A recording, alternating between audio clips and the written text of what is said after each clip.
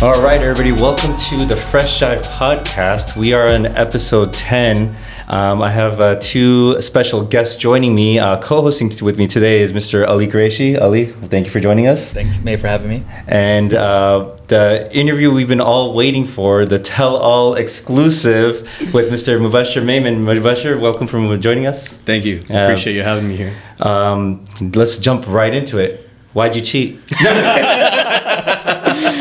No. Before we get into it, let's, Muba, why don't you introduce yourself for all the viewers out there? Yeah, for sure, man. Muba Man, grew up in Anaheim, California, went to Savannah High School, and been playing basketball my whole life.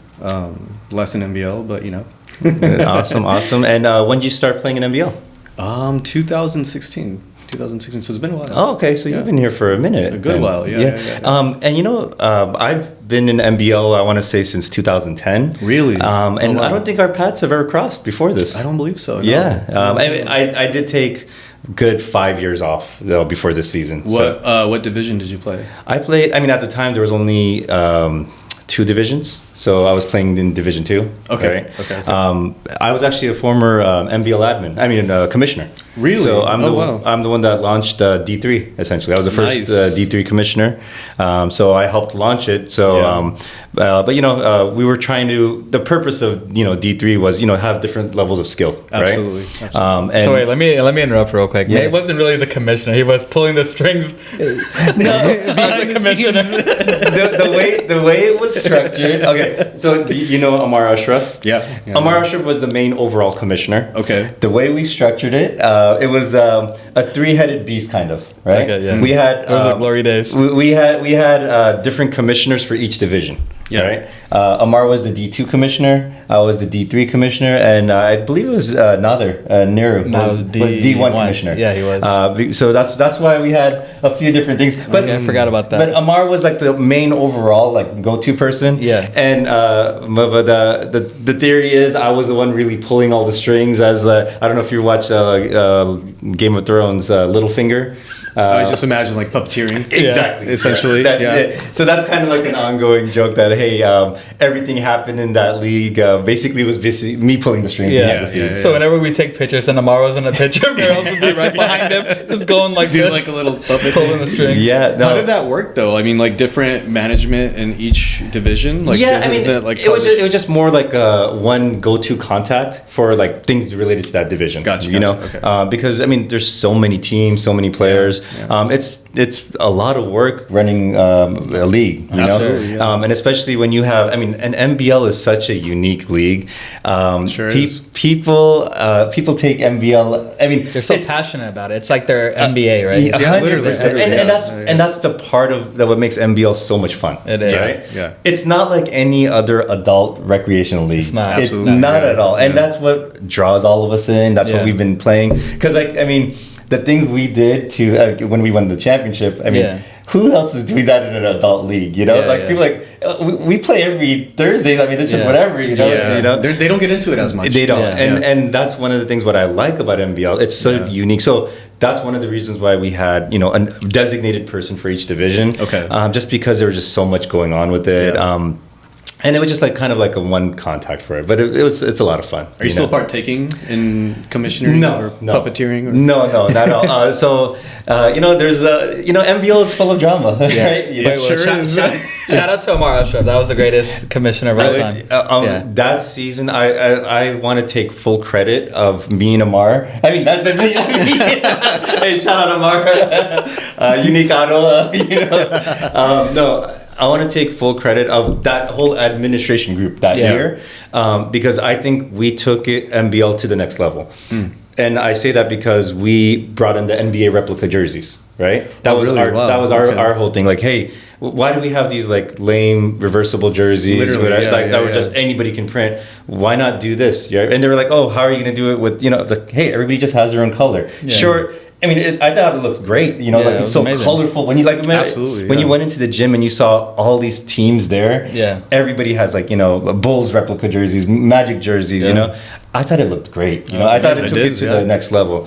Other things that we did is we took the All-Star game to a new level too, because the dunk contest is kind of limited just to D1. Yeah, right. Pretty much. Yeah. I mean, don't get me wrong. There's some great dunkers, but they're not doing crazy things here like we see. You know, I mean, cool. They go up and dunk, right? We added the skills contest, right, to the All-Star game. You know, I mean, and that's something that more people could get into. You know, and we added this whole thing about, hey, let's make all-star shirts, like kind of just the reward. It wasn't just like another thing. It was like an event, you know? Yeah. And I mean, NBL is kind of continuing that tradition out. Like now they get like custom NBL jerseys for the all-star game, you know? Yeah. So those are like little things like we did in that. And we did the power rankings, you know? I saw that. One of the things that I've done, you know, for a while. And yeah, I mean, it was just make it fun, you know. Absolutely, like I think that was like the main goal.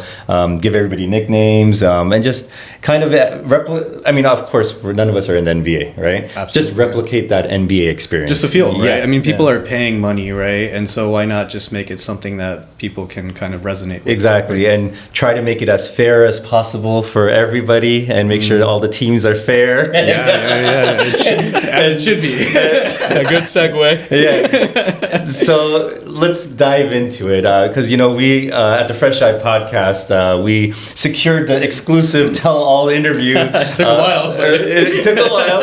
So we out here though. Let me set the stage for everybody about what's actually happening. Mubashir is the GM for the Sand Ninjas. Sand Ninjas, who played in this past season at NBL on D3, and you guys were having a really good season. Our best season yet. Yeah, you guys had a great season. You guys were surprised a lot of the top teams. We beat a lot of the top teams. You guys, absolutely. And you guys were in the top of your conference, essentially. Yeah, we were top 3, I think. And so let me set the stage for everybody. Basically, Sand Ninjas used an illegal player. Yes. And the player was not on the roster, came in, and NBL found out, and Sand Ninjas had to essentially forfeit the remaining games and no longer qualify for playoffs, and you guys were essentially kicked out from that point. Absolutely, yeah. It was unfortunate. So at the Fresh Jive Podcast, we put out power rankings every week. We released the whole scandal. I saw that. And so I reached out to Mubashir for comment about it. I received the longest statement from Muba Man over here. You should throw it on the screen. Yeah, we'll put it on right now, actually. You know, I received the longest statement from him, right? And I was like, big dog, you only got one Instagram post for it. Because, you know, I was doing power rankings. I was hey, you only have one page for it. Hey, I'm going to condense it. Let's bring you onto the podcast, and I'll let you tell your whole story. Absolutely. You know, because Ali, let me tell you, he had a lot to say in that message. You know, it was well written. Now I got to see it. Oh yeah, 100%. I probably should have sent it to you before we shot today. You know, you can throw it up when you edit it. No, 100%. But it's going to be up, but it's long, right? Yeah. And it was such an interesting message. And, you know, I read it again, preparing for this interview, you know, and my initial reaction when I read your first statement, and I was like, man, you were just coming at everybody, you know? You're like, oh, we say, it was along the lines like, oh, everybody's lucky we got kicked out, you know, we were going to win the whole championship, you know? But then I read it again. I love the confidence. I read it again, and it wasn't as bad the second reading again. It was like, you know, there was some humility. You're trying to, you know, I see some, you know, that's humor, what the goal was. To it. Yeah. Yeah, just to create some lightheartedness to the situation. So, you know what? I'm gonna pause. I'm gonna transfer it over to you. Let's, you know, let's have you walk us through it. What happened with that whole situation? What was the reasoning? What, like, motivation? Let's talk. I mean, again, with the mindset, like, you guys were doing good. You guys, you guys were having a great season. Absolutely. So yeah, I'll let you take the floor. This is your chance to address all of NBL and everybody. What happened? Yeah, no. First and foremost, thank you for even allowing me to have the conversation, right? Because everybody has their own perception of when something like this happens. So it's always good to kind of clear the air. And for us, it wasn't something that, number one, that we needed. And it wasn't something that we planned out or it was strategic and we're like, yeah, we're going to do this and we're going to bring this guy. It was just happened, right? And so I can't remember who we played that day, but we beat him by You played Public Enemy. Public Enemy. We beat him by like 20 points. We didn't even need the guy, right? Yeah. This guy scored like 6 points, I think. Yep, maybe you're less, right. Yeah. I don't remember exactly, right? But one of my boys on the team, not going to name drop, he brings this guy, right? and he's shooting around with us. And we have like our pre-game rituals where we do like one-on-one drills, and like me as like the coach / GM, whatever you want to call it. I was very adamant about running it kind of like an organization where we're like, you know, have set plays and like, you know, it's very organized. Yeah, absolutely. Which is why like intentionally, like I don't play myself a lot of minutes. I can ball, but people think I suck because I don't play. And when I'm running a team, it's kind of hard to kind of like be selfish and put myself in when like the rest of the team is so good that like I don't need to come out and do that, right? So for us, we had this guy. He came with one of my boys. So he came the first time that game against Public Enemy? That was the first time you guys saw him? 100%. Okay. Like, wallahi, like I never even met the guy before. He said wallahi. Wallahi, bro, straight up on God. You know, he shows up and he's shooting around with us. He's partaking in the drills. He was like, man, this guy's good. You know, like he's actually pretty good. And like, he's just like, you know, just like as if he's part of the team. Did you know he was going to be coming to the game? Kind of like I kind of had an idea because like one of my boys was like, hey, I'm gonna bring one of my friends. He's really good at basketball. Like you know, come check him out. And it was too late to add people. Yeah. Our biggest issue was that our starting point guard had an ACL injury after game 2. I remember. I know that was one of the things that you guys had an injury on your roster. Yeah. And I think that's who he played as, right? Basically, right. Basically, yeah. Did you guys talk to MBL about an injury replacement at L? Because you know it's an option. I did, but it was too late at that point because the guy who had to have the season-ending injury, it wasn't sure that it was going to be like, you know, full-on surgery, a complete ACL tear. So there's a possibility for him to come back. He could possibly come back. Yeah. So I didn't want to replace him, right? And he was good. He was part of like the rotation, and so I was like, okay, let's wait. And then finally, like once it was too late, he's like, I just got the results back. I have to get surgery. So I was like, now we don't have a replacement. So, and you guys played the season initially with 8 people, or did you guys have more than 8? We had 10. Oh, you had 10 on the roster. 10 people, yeah. Okay. Yeah. So we were already maxed out. Yeah. So. And it was like, you know, everybody brought something to the table. So it was good. Like you could do a 5-in, 5-out situation if you wanted to. Right? And so he was really crucial because he was like a playmaker. It wasn't like the best shooter, wasn't the best like player on the team, but I mean, everybody has everybody a role together. Yeah. And he was good, right? And so this guy shows up, you know, he's balling out. Everybody's like loves his vibe, this and that. So never met the guy before. So, but when your teammate said, "Hey, I'm going to bring somebody to the game," was he saying that in the sense of, "Hey, I'm just going to bring a friend to watch the game. I'm going to bring somebody for us to play," or anything like that? Consideration for like the next season. Okay. Like hey, we should bring this guy on eventually, like this and that. And so like when we're, you know, that's why he joined us on our like layup drills, shooting around. Got it. All those different things, and everybody was like, yo, this guy's really good, you know, like we're doing like one-on-one drills, he's killing it.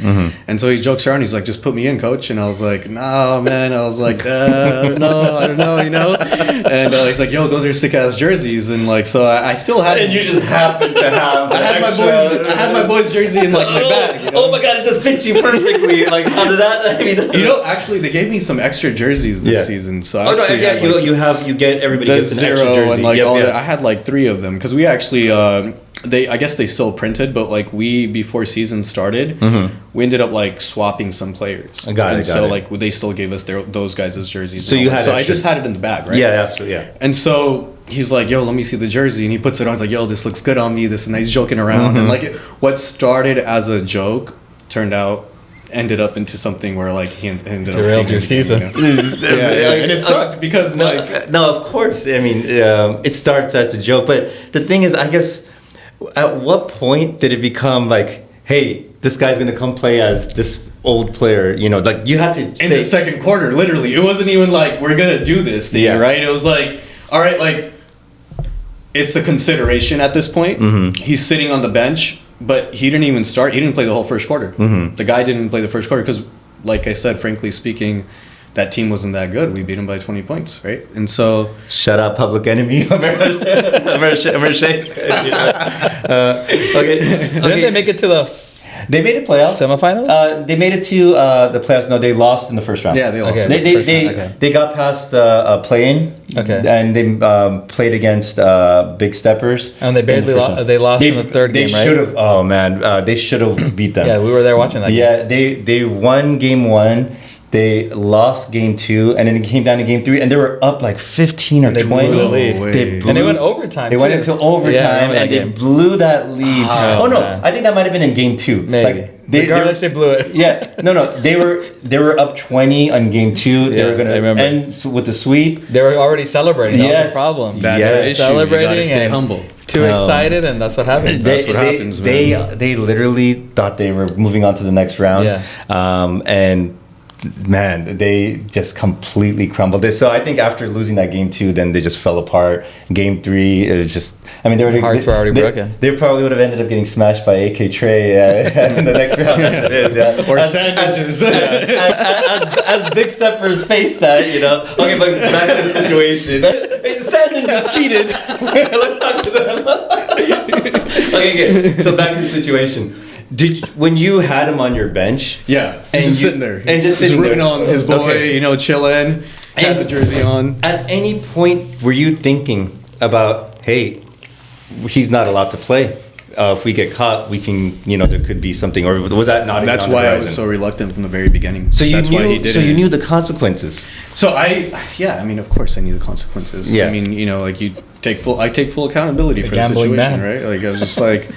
I thought about it, and that's why I was so reluctant. And I was like, you know, I don't really condone this, right? And so like as like, you know, when everyone's like, oh yeah, let's, you know, and plus like, man, I was battling my own things on the personal side, and like my head wasn't screwed on right that day, and so I just, you know, I gave in. And I think I don't know if he started the second quarter or if he like came in, but at some point I was just like, all right, screw it, because like put me in. I was like, all right. Cool. And he was a cool guy. It's not like he was being forceful or anything, like I said, full accountability. But he just, you know, he just came in and he came in and like brought energy that it was just. Yeah, I mean, and that's the other thing. I mean, I know we keep talking about, he only had 6 points, right? Yeah. Doesn't tell the whole story about the impact he could have. You know? I mean, of course. I mean, it's not all about scoring. Yeah, right? I mean, because rebounding, if you add another player who just knows how to play, you know, and who can do a lot, it goes a lot. Yeah, they can create. Exactly. They can handle. Has to focus on them, send a double. Yep, exactly. I mean, imagine. You have another ball handler out there now. You know, like somebody, like your point guard is being trapped. They have another person to get it to. He's not scoring, but he's providing so much more, you know. Sorry, go ahead. Oh, no, go ahead. I was just saying, it was funny because like we were up. There's no need for him to come to the game, you know what I mean? Like, it was just stupid. Yeah, I mean, and the other thing is, from the research that was uncovered about this player, right? He played in a club team at Cal Poly Pomona. I was shook. Yeah, you know. I was shook. I was like, fuck. So, no, that's sorry. You're good. Don't worry. Let loose. Don't worry. No, but what's it called? You know, he was a solid player from what I gathered. I mean, and then, you know, you look at the box score, 6 points, blah, blah, blah. And that's why I was like, that doesn't matter, you know, it seems like this guy can play, you know, and just having that other option, I mean, that's, you know, that goes a long way, you know. It does, man, it does. And, you know, it's the thing, like, I didn't know a thing about this person. So, like, when I started finding out all these things, and I was like, oh, man, if I knew all of these things, it wouldn't even be, like, a consideration. It wouldn't even be, like, it would be an absolute no, right? I just thought he was a random Joe Schmo that's my friend's friend, and that's it. And if I knew all the things that I eventually uncovered about him, I'd be like, hell no, you know what I mean? It makes no sense. I didn't know this guy was like, you know, the real deal playing on my team. And I was like, okay, that all makes sense, right? So then he's playing in the game. He plays second quarter, and you're watching him play. You guys are up by a lot. Yeah. Did he play the third quarter, the fourth quarter? Did he play the rest of the game? What? He didn't play a lot of minutes, actually. Okay. I want to say he was under 20 minutes. Okay. Yeah, under 20 minutes. And, I mean, once you guys had, like, a secure lead, what was the point of keeping him out there? I don't think he was. Oh, okay. Yeah, he wasn't out there. I was in there. A lot of the other guys were in there. Did anybody on the other team say anything about, hey, who's this guy? I didn't. At the game? Not at the game. I don't think so. No. I mean, like, they just seemed to be, like, confused a little bit, right? But I don't know if they were confused because they were losing. But, you know, I don't know what it was, but maybe they had an idea. But for me, like, I'm focused on the game. I'm focused on winning. Right? I'm focused on managing the team, my rotations, all that stuff. So for me, I don't care about what the other team thinks, right? We're just trying to win a game here. Sure. How did it get uncovered that he wasn't on the roster? Because I'll be honest, I don't know every other team. Yeah. You know, especially on the other conference. This was a cross-conference matchup, right? So for example, if I was to play Sand Ninjas, I mean, I know names. I mean, I'll see the names, but I don't know every player in the league. So who snitched? You know, somebody had to. I mean, and the thing is, how did it get out? Do you know about that? I'm pretty sure it was the opposing team, to be honest with you. I mean, like, I wouldn't be surprised, right? I mean, But how, I know those guys. How did they find that out, though? I'm sure they watched him the week before. Who did he play as? Did he the play guy as with the ACL injury? So I mean, it's a random guy too. Like the guy who had the ACL injury, he hadn't played NBL before. What was the guy with the ACL injury? What was his name? Ahmed. What was this guy's name? Anthony. Okay, so he probably did not look like Ahmed. Well, he could have passed, bro. He could have passed. Honestly, he could have passed. He had this was also another consideration. I was like, he looks like he could play the part too, right? So know, so like it's not like it just brought like some like a Chad or something to play like a ringer. Yeah. So I'll tell you this right now. That night of the game, I got a message about the game and about you guys. That you guys use an illegal player. Who? The names will be anonymous.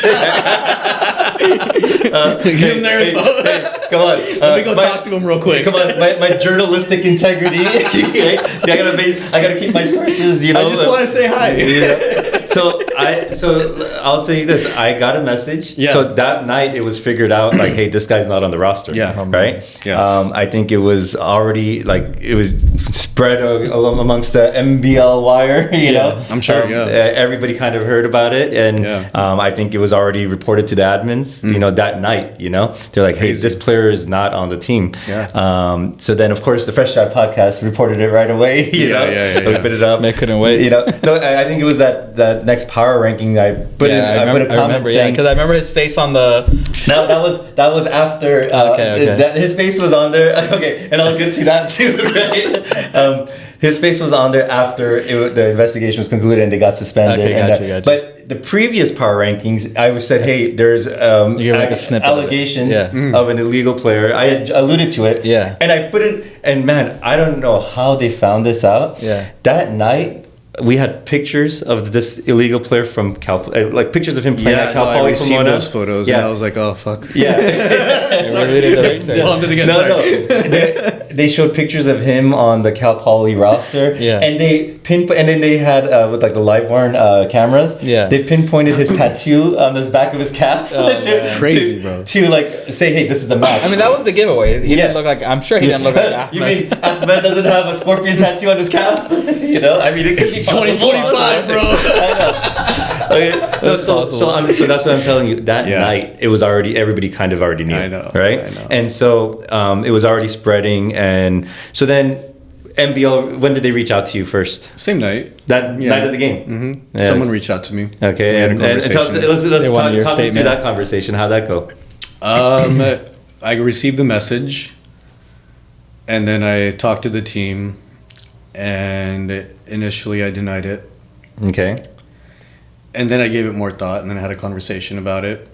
And then it was just, So when you said you initially denied it, so they sent you an email or text or text message. WhatsApp. And then you responded like, no, that's our player.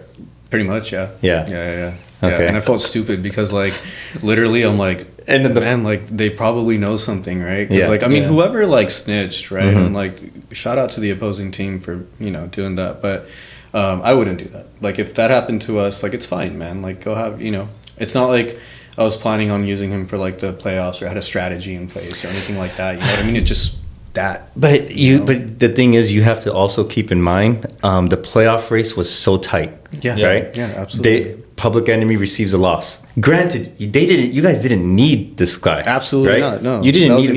You guys were beating them anyway, right? Yeah. But from Public Enemy's perspective, 1 game loss gets them out of the play-in. They're out of playoffs, right? Yeah. So from their perspective, they're like, "Hey, you guys using an illegal player?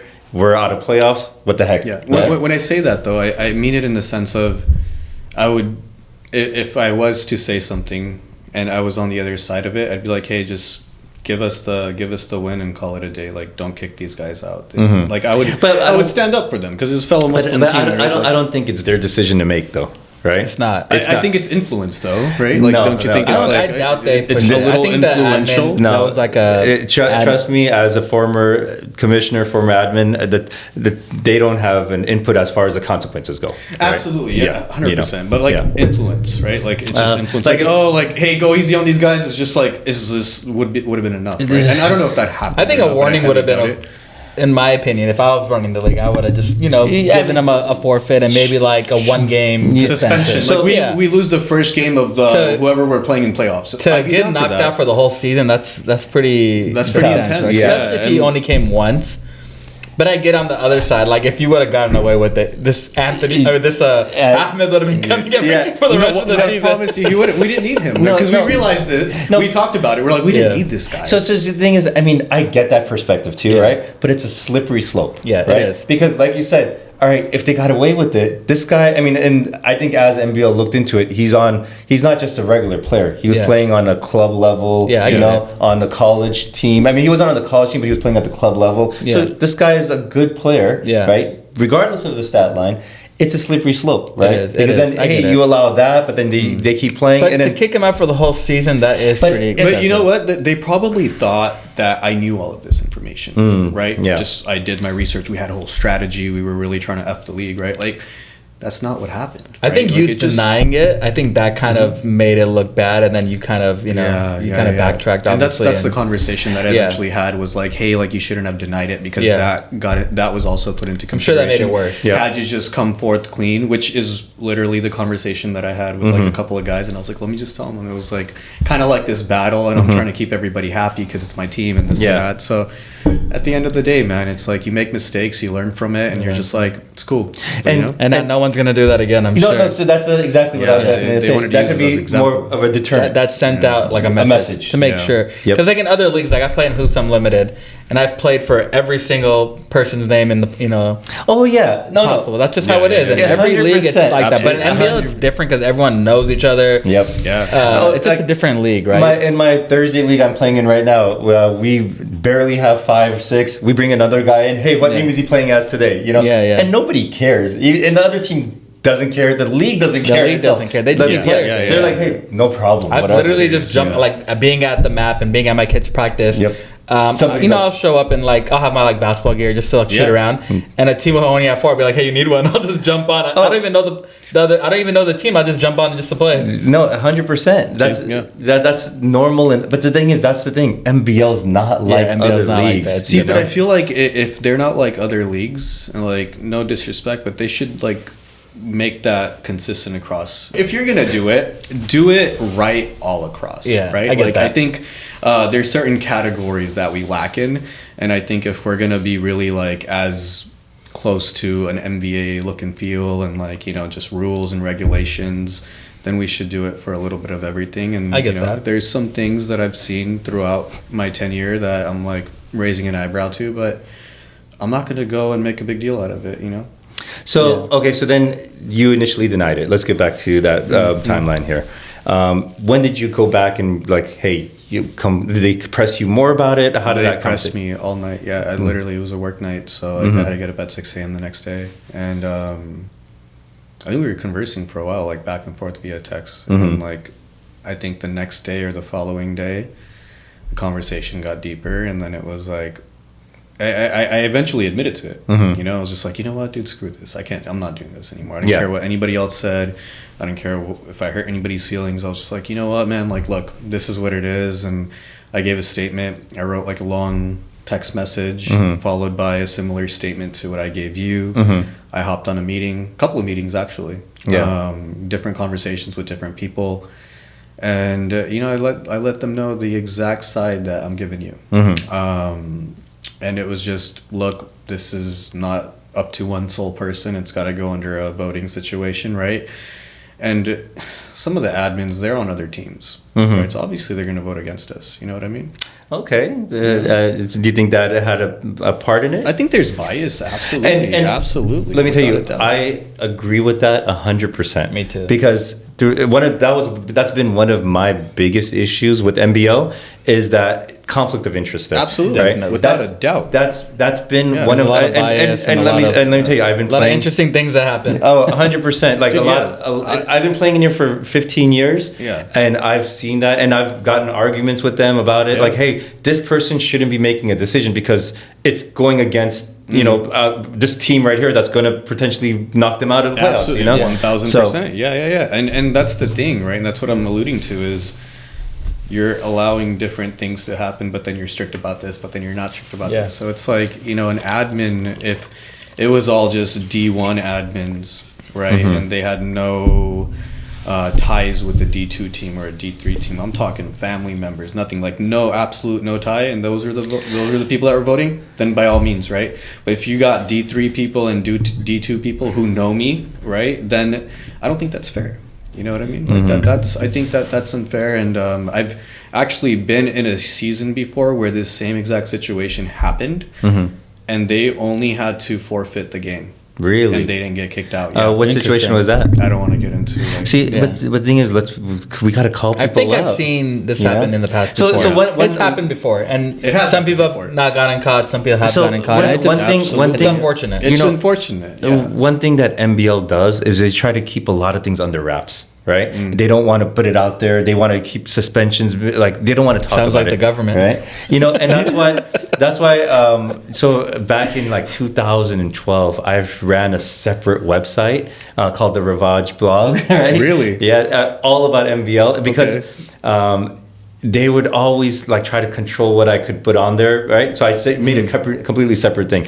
We were getting, I'm not even exaggerating, we were getting like 5,000 views a week. Right? Really? Wow. If May does not like being told what to do. Yeah. So and the biggest thing that we were doing is we were uncovering all of the things that the MBL admin were doing behind the scenes and all of that, all of that. And I was like, hey, let's put it out there. Like, just tell, why are you hiding it? Like, let's be transparent about it. They would suspend somebody, and they suspended this person. But why? Why did this person get suspended? What reasoning are you giving? But because there was so much conflict of interest, so much shadiness, in my opinion. But again, I like to think that was like the old regime. Zico's a friend of mine. I think he's doing. Zico. He's doing a lot of things the right way. Definitely. I think he's very fair about things. He's also episode 4 of the podcast that just released. Oh, really? Nice. Yeah, no, Zico's cool, man. I actually had a really good conversation with him when this whole situation happened, and I knew him prior to. Yeah, and I'm sure he wasn't against. He was actually probably the most chill about it. He usually is. But I was chill too. Really? For the most part. Okay. He was just more because I know him. So yeah. Okay. He's actually one of the first people that I interacted with when I was joining the league. Actually. Okay. Yeah. So. I think he was just more disappointed than anything. Yeah. So then, when they told you guys the consequences, how was the reaction from you? I asked for an appeal. Mm-hmm. Yeah. And so I had a meeting, had a conversation. And so they're like, it's probably not going to do anything, so it's a waste of time. But I was like, you know what? Let's try it out. And so, doesn't hurt, right? It doesn't hurt. Yeah. Well, otherwise, just you guys are done, and why not? I was like, let's do an appeal. I'll write a statement, I'll have a conversation with whoever you want me to. I don't care who it is, right? And I can have an open discussion and admit fault and do whatever. But no. They wanted to either make an example of it or it was just hey, you denied it, so we're just gonna call it. Yeah. But again, I have seen other seasons and I've seen other situations and it was lighter, and so I'm not sure what happened internally. I didn't ask the questions. I wasn't sore about it. I was like, this is what it is and we're gonna move on. I definitely think it was more to drop the hammer on you guys to deter other teams, more so than anything. Now, talk me through the conversation you had with your team when this came down. How did that conversation go? Long message, honestly. Just wrote, here's what happened, here's the consequences, here's what it is, and just kind of sent it via we had a group chat via WhatsApp. Mm-hmm. So I told them everything. Everybody was super disappointed. They were like, no, there's got to be something we could do. Let me have a conversation.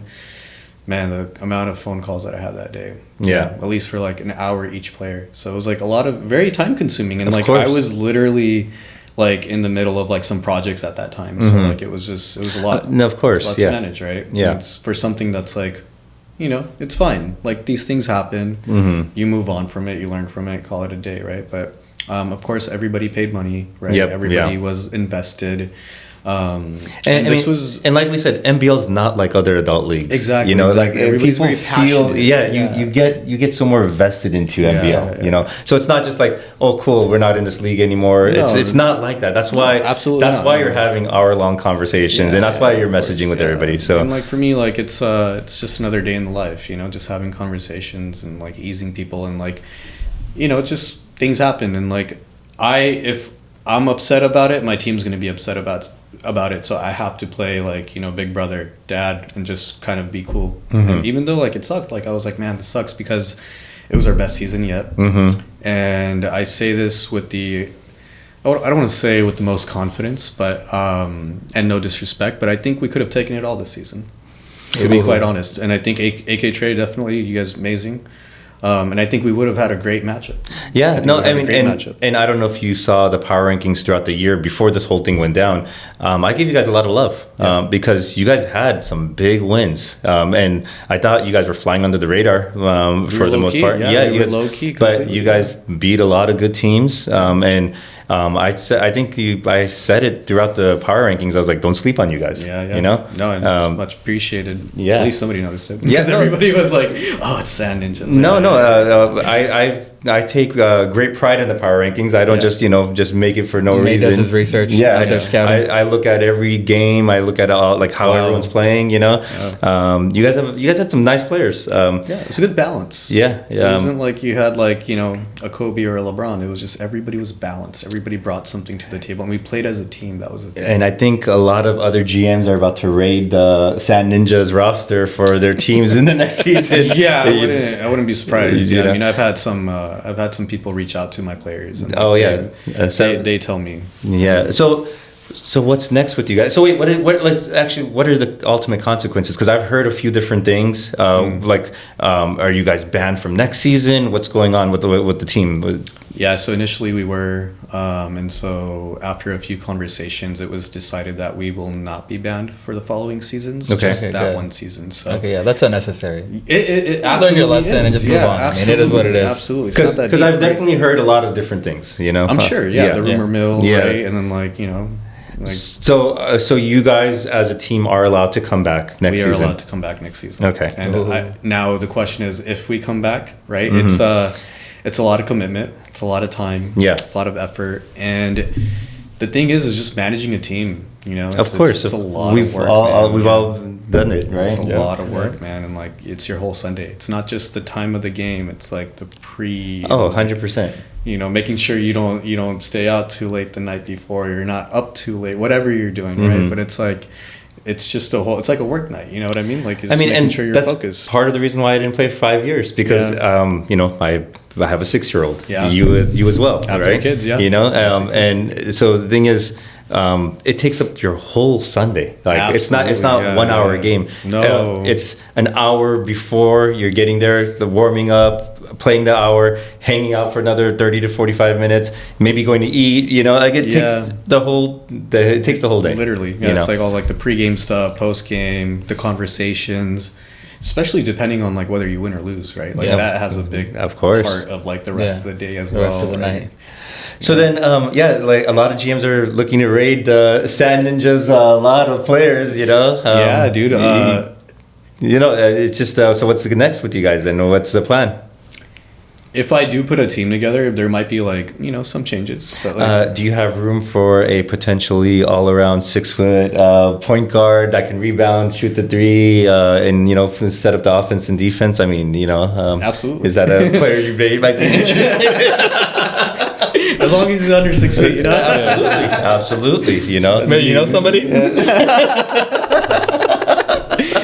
Oh man, you're gonna be playing this season? I'm waiting for some GMs to put an offer sheet out there that I put my free agency out there. Have you had any takers? I've had a lot of people reach out. But nothing has been conclusive. We're working on getting made at D4. I was gonna ask. Would you go down to D4? I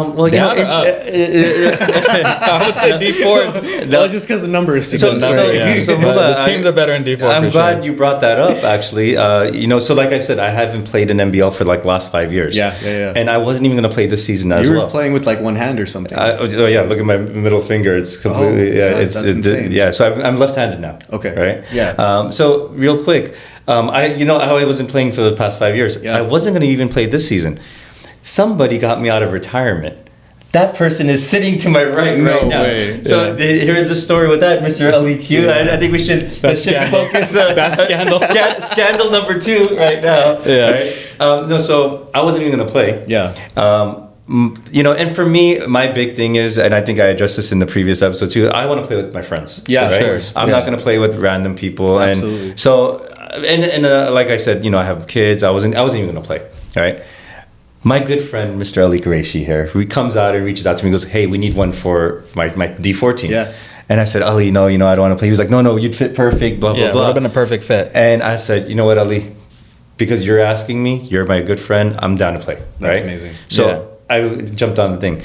He reneged on his offer. It wasn't me. way. Let me give my side of the story. So up, I'm hitting up May throughout the offseason, telling him, hey, May, I need you on the team. Yeah. I felt like we were one piece away the season before we made it to the finals. Absolutely. And we should have won it. And Ali was MVP caliber season in D4. Yeah. He's one of the top scorers in D4 playing. And I watched so many. And I got banned from D3. Yeah, I played against him in D3. I was like, this guy's too good. Yeah, I think you can make your way back down to D3. Come on, big dog. Possibly. No. No, but D4 is a lot of fun. No. You have like 6'5", 6'6" guys, D4, and you have don't get me wrong. There's a lot of talent. No, let me tell you. There's no issue about the talent in D4. That's not a thing. Like, for just sure. because the numbers, D4 teams can beat D2 teams. We'll take out D2 teams for easy. sure. Like I don't.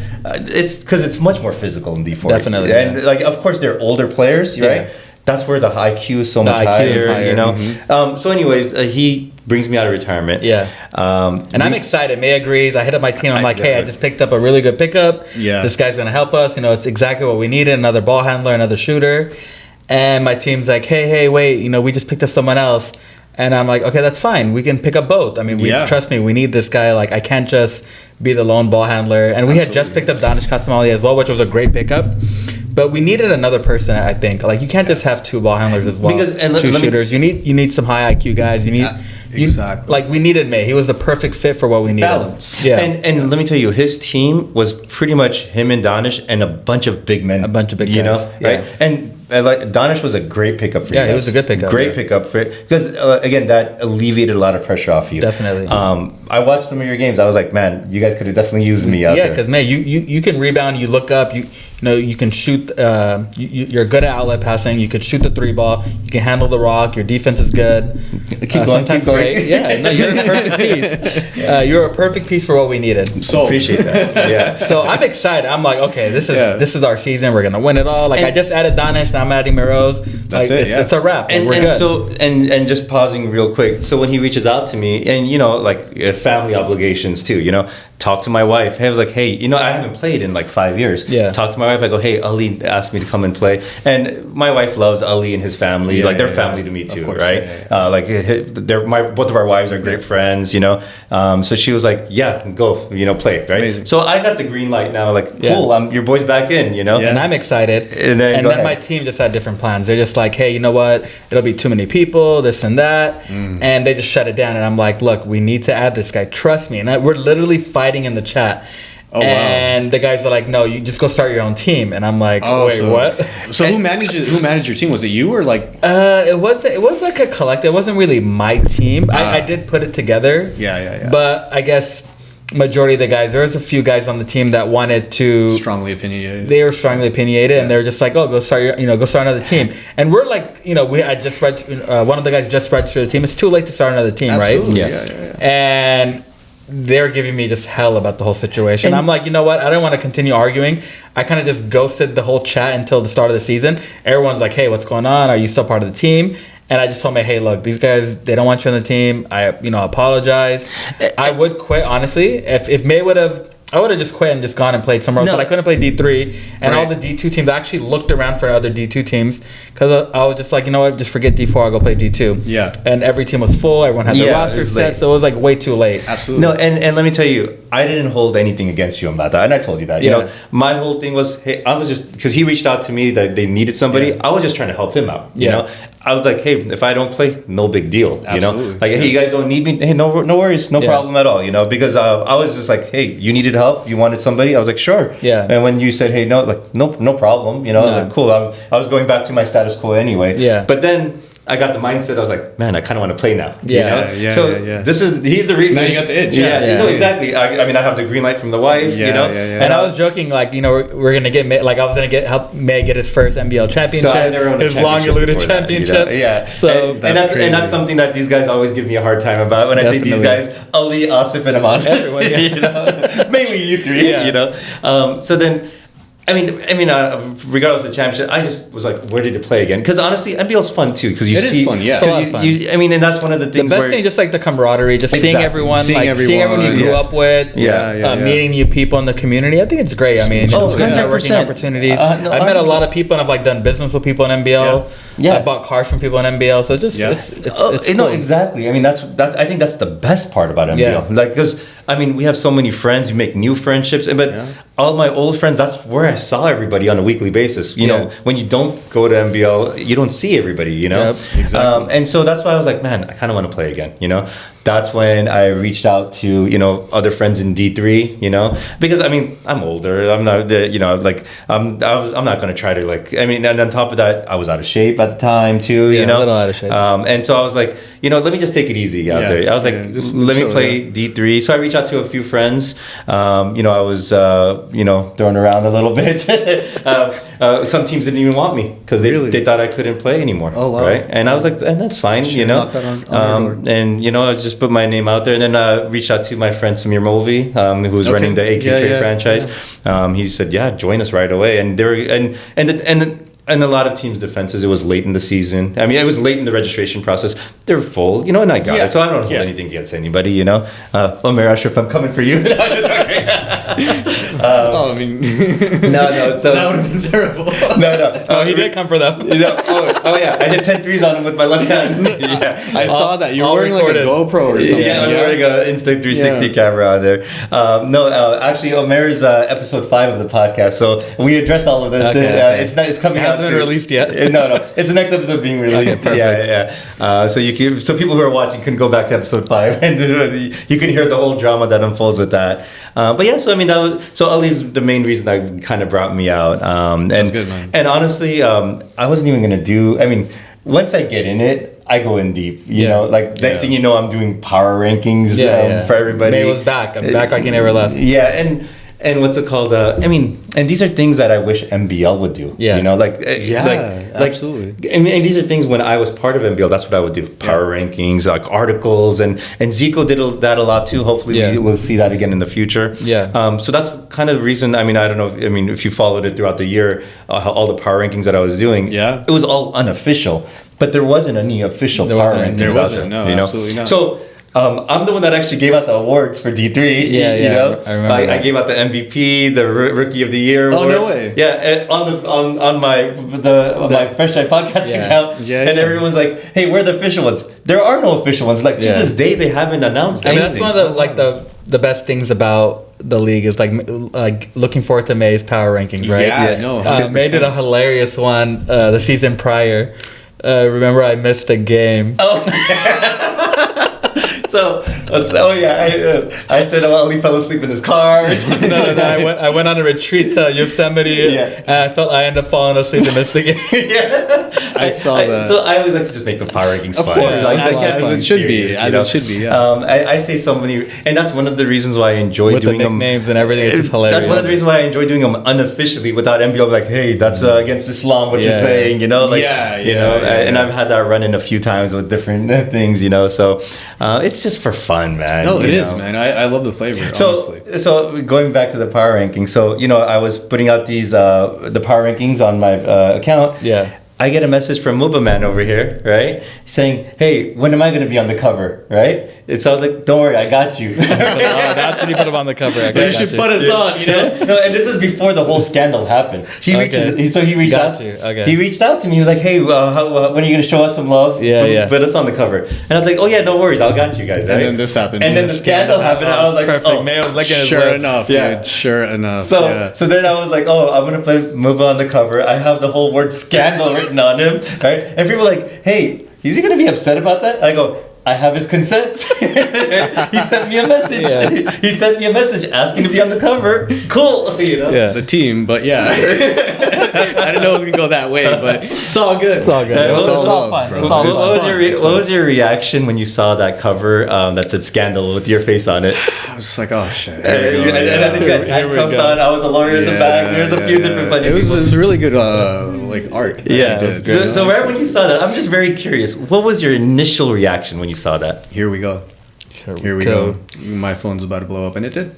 Yeah. People were hitting me up. They're like, what happened? This and that. Oh, you cheated, blah, blah, blah.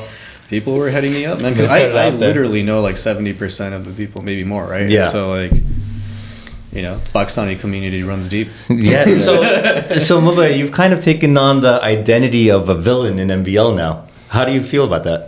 I didn't know that was the case, but the Lex Luthor of the D3. I'm all about it, bro. I'll come back, you know, if time permits, and you know, we'll finish the business. You know. Okay. And Muba has a lot of ties with MBL. He was conducting the COVID test during MBL, like the first season back. Yeah. And he was a villain then because I was super against the whole, the COVID shot. Yeah. I mean. Yeah, and actually I found out, Muba, you did that on episode 5 when Mira Ashraf mentioned really? that. Yeah. Yeah. And it didn't, because I knew you as Mubashir, right? Yeah. And let me tell you, this is my first time talking to Mubashir in person. Yeah. You know, I've seen you at like the community. We never really crossed paths before. Yeah. So I think in that episode he refers to you as Muba Man, and I didn't really click, and I was like, hey, wait a minute, he's coming on the. I told him, I was like, hey, you're gonna be a guest on the podcast coming up, you know. So yeah, I didn't know all of that. So you've been closely connected to MBL throughout. Then. Yeah, man. Yeah, and that it was funny because they were gonna actually cancel that season, I think, because of COVID, right? Yeah. And I had a COVID clinic called COVID Relief Centers. Okay. And so what we would do is offer, COVID screening for different organizations. And I just got the idea, and I was like, let me call them and see if I could save the season. Oh. So I had a long conversation. You're the hero. And they're like, hey, like, are you licensed? Are you bonded? And I sent them everything. And I was like, we're legit. And these are the companies that we currently work with. And they're like, okay, let's do it. Awesome. And so I got my staff, we showed up, and we tested like 200 plus people, I think, the first day. And like, ching. We didn't charge anything either. We charged $0 to the organization. Oh, that's amazing. We did it out of love. Yeah. Well, maybe they shouldn't have kicked you out. and that's something that I actually brought up. Yeah. I was like, listen, like, I understand I did wrong and I admit to it. Yeah. But like, I'm the same guy who like saved the season. Like, yeah, that should have been your get out of jail free. Give me a break, No, that 100%. should be, yeah. Hey, because that was big. Hey, after they banned you, you should have sent them an invoice. Yeah, right. Yeah. Hey, 200 per week times 10 weeks, like per test. Was it a per week testing? It was per week, yeah. And then I think after week 4 or 5, because it took forever. I remember that first day, like the games were just like an hour behind. It was so ridiculous. Well, the first week, I will admit, it was a little disorganized. But the second week, I thought it was very efficient. Yeah. It was a lot more efficient. The first week, still trying to figure it out. People are registering, like, people are like cutting in line. And to add that on top of the MBL lag that you already get, that's I'm surprised it was not more than an hour late from the games. Yeah. It was funny because people were like, hey, like, make this guy not pass, or like they'd be playing a team and like they didn't want to deal with their best player, and like people were asking for weird favors, man. And like I was like, look, this is healthcare, like this is I work in healthcare, like in real life, like I'm not messing with that. Talk about conflict of interest here, right? Yeah, the shady underworld of MBL is uncovered right now. The secret's coming out. I'll even say in Corona, right? The games were in Corona. Yeah. So the guy who's a co-partner of the gym, he ends up finding out that we're doing this whole COVID thing. And I thought MBL made him aware, obviously, like they should, right? Because our contract is between us and MBL. Now, whatever ties they have with like the gym or anybody else, like that's not our issue. Our contract is with you. Yeah. But apparently, like the guy calls me and he's like, yeah, you need to pay us for conducting COVID tests at our facility. He called you and not MBL? Me. Yeah, he called us. Okay. Yeah, and I was like, you don't have any sort of, tie with us. Like, our business is directly with MBL. Yeah. He's like, well, it's capitalism, this and that. He started going off, man. Like, shout out to being an idiot, honestly, straight up. The guy was literally trying to make a profit. I think, you know what, actually, he's a nice guy. I think he just... No, but he just wanted to... He's a nice guy. I think he just wanted to make some money. You know what? He actually struggled during that time. So I feel for the guy because he had just purchased the draft right before COVID, spent all this money. Then COVID happened and his business, you got to think about it. Corona was very strict during that whole situation. Yeah, absolutely. No one was allowed to play. Like they made them shut the gym down and lock the doors. So, but like if you think about it, it was technically helping him, right? Exactly. Because they wouldn't have that business if it wasn't for us. I think he was just like, look, this guy's making some money. Let me see if I can make some money as well. Yeah. I'm sure people were in his ear. The dude's, probably struggling a little bit. Yeah.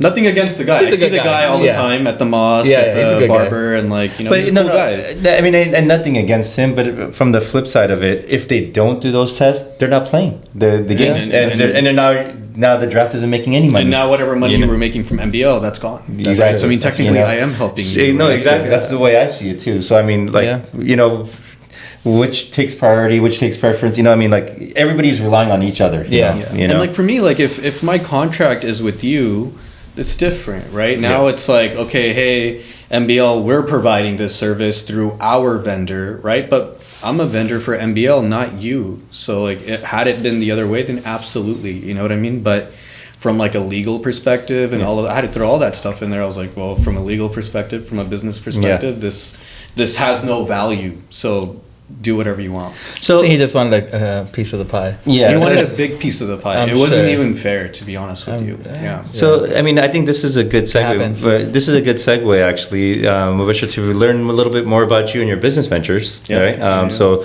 you ran a COVID clinic, right? Yeah. Talk to us about some of the other stuff that you're getting into. Yeah. So I mean, I own a car business. I do Cruise and Auto Group. Full disclosure, one of the Fresh Jive Podcast sponsors for the 2025 season. Mr. Mubashir reached out to me. He was like, hey, what's going on with this sponsorship program? How do I get in? Send him a link. He sent me a Zelle right away. Cool. Welcome to the sponsorship program 2025. Say less. Done. You're part of it. So he's not a guest because of the sponsorship program. We had this planned right when the scandal happened. Far before the sponsorship. Far before, yes. Yeah. So no, we're excited to have you as one of our premier sponsors in the car business. We love all of our car friends that own different car businesses. And we'd love for all of them to come join us as a sponsorship program. We have a few of them, and we would love for any more car businesses to join the sponsorship program. CarTrackers. Let's see. So any other car businesses, feel free to join the sponsorship program. We're in talks. Negotiations. And we're still relatively a small podcast, so we're not charging abnormal rates. It's $50 for the year, just to get us started. So we're just putting it out there for some other car businesses. But back to cruising. Money, man. You know what I want. You know what I'm asking for. We'll talk about that later. I'll keep that off there. Ali's a businessman. We addressed it in a few other podcast episodes. Okay, cool. Then let's just address it. Ali's one of my great close friends. Love that. Right? Love that. And so with that, Ali always wants to make sure that CarTrackers is always propped up number one. When I was doing the all the different power rankings last year for MBL and whatnot, I don't know if I'm sure you saw all the different logos of every business that I would throw out there. And I think the end of the year one, I put 15, 20 logos out there. I get a message. Ali's like, hey, I don't like where my logo's placed. That's hilarious. And I'm like, it's like, I paid good money for this. Yeah, I was like, Ali, you paid me a long time sponsor. Yeah, I was like, Ali, you've literally paid me no money for this sponsorship. I'm putting you out there. Yeah. And he was like, oh, why is my logo so small compared to these other ones? I was like, it's the same size. He was like, it's not that he wants it bigger, you know?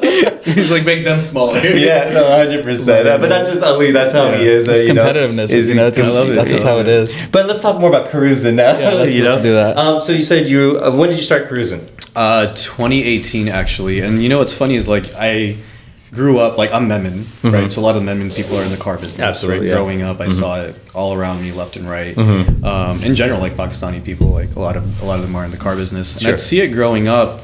And it was never something that like my family did, but I would see it growing up, and I'd always have like this interest in it. You know, because I love cars. Sure. And I was like, I would ask people, you know, fellow people in the community, fellow people who have car businesses that might be a sponsor or not in your podcast and stuff. Yeah. And I'd ask people, and they'd be like, "Oh, you don't want to get into the car business. You don't make a lot of money. You know, it's a But headache." yet they're all doing it. Yeah. You know? That's just You usually guys how are it is. driving like nice cars, Yeah. living in big houses, right? And like I'm like really young at this time. Like I'm like 19, 20, and I'm like, no, like I want to do it. Oh, you got to get zoning. You got to have a retail license. You got to do this. And I'm like, no one's gonna help me do this, right? So one day I just got tired of like trying to ask for help. So I figured it out myself. I opened up Cruise and Auto Group in 2018, retail, wholesale, brokering, and exotic car rentals. And just lately, I want to say in the last 2 years, just blew it up.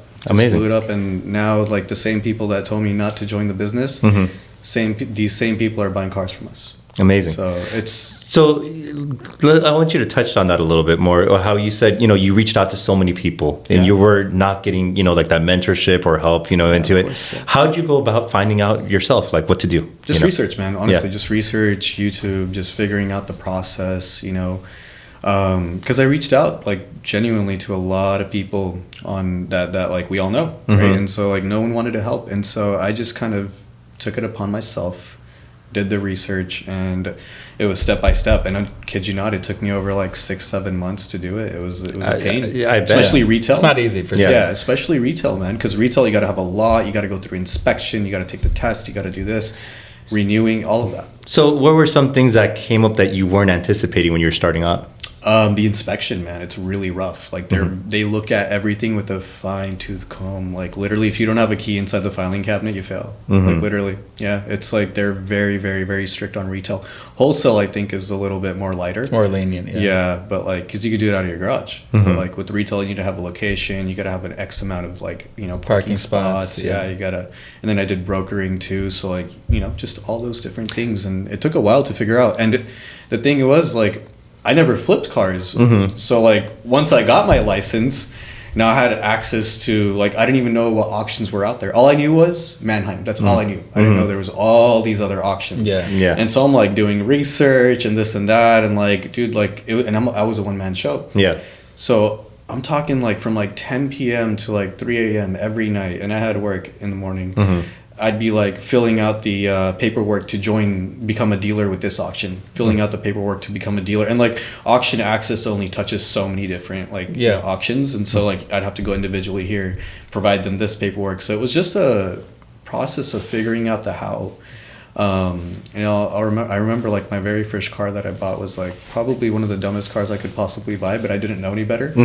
But like what car was that? It was a 2008 Mercedes CLS 500. Okay. And it had like 60,000 miles, one owner, clean Carfax, and it was good. And I got it for like $5,500, and it was good. Oh, it's cheap. Sounds cheap. And I was like, this is, I love the car. I actually loved it for myself. I ended up making a profit on it. It was my first car that I ever bought blindly, didn't know anything. And I was like, I thought it was a bad buy. I was scared when I bought it. I was figuring out transportation, all that. And I was like, this could actually work, And so like slowly worked my way up, started with cars that were from like 2,000 to 5,000. This is back in 2018. That's the best way to do it, by the way. Just start small. Just understand how to deal with customers, how to flip a car, how to get it in, clean it up, what to do, the little touch-ups that you need to do. Exactly. Yeah, it's tough, man. But now it's autopilot, Yeah.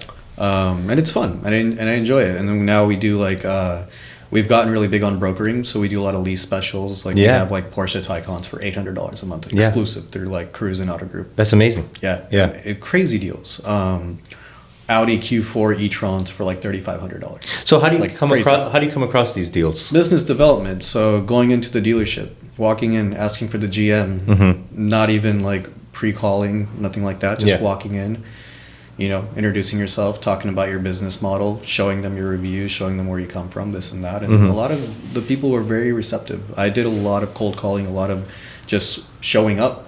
Bringing them lunch, this and that. And it was just something that I knew I had to do. And brokering's been great. That's kind of helped the brokering business. So then you mentioned that within the last 2 years you've kind of like just blown up, right? Yeah. What changed within the first 4 years to that last two? That what was the thing that got you over that? Time. I didn't give it a lot of love in the beginning. Like I would buy a car here and there. I didn't know much about it. I wouldn't, I didn't have a Carfax, so like it was just doing things in the fly. Whereas I made it into like an actual like job, right? Where like it was, everything had a standard operating procedure. Like there was employees, there was, different aspects to it.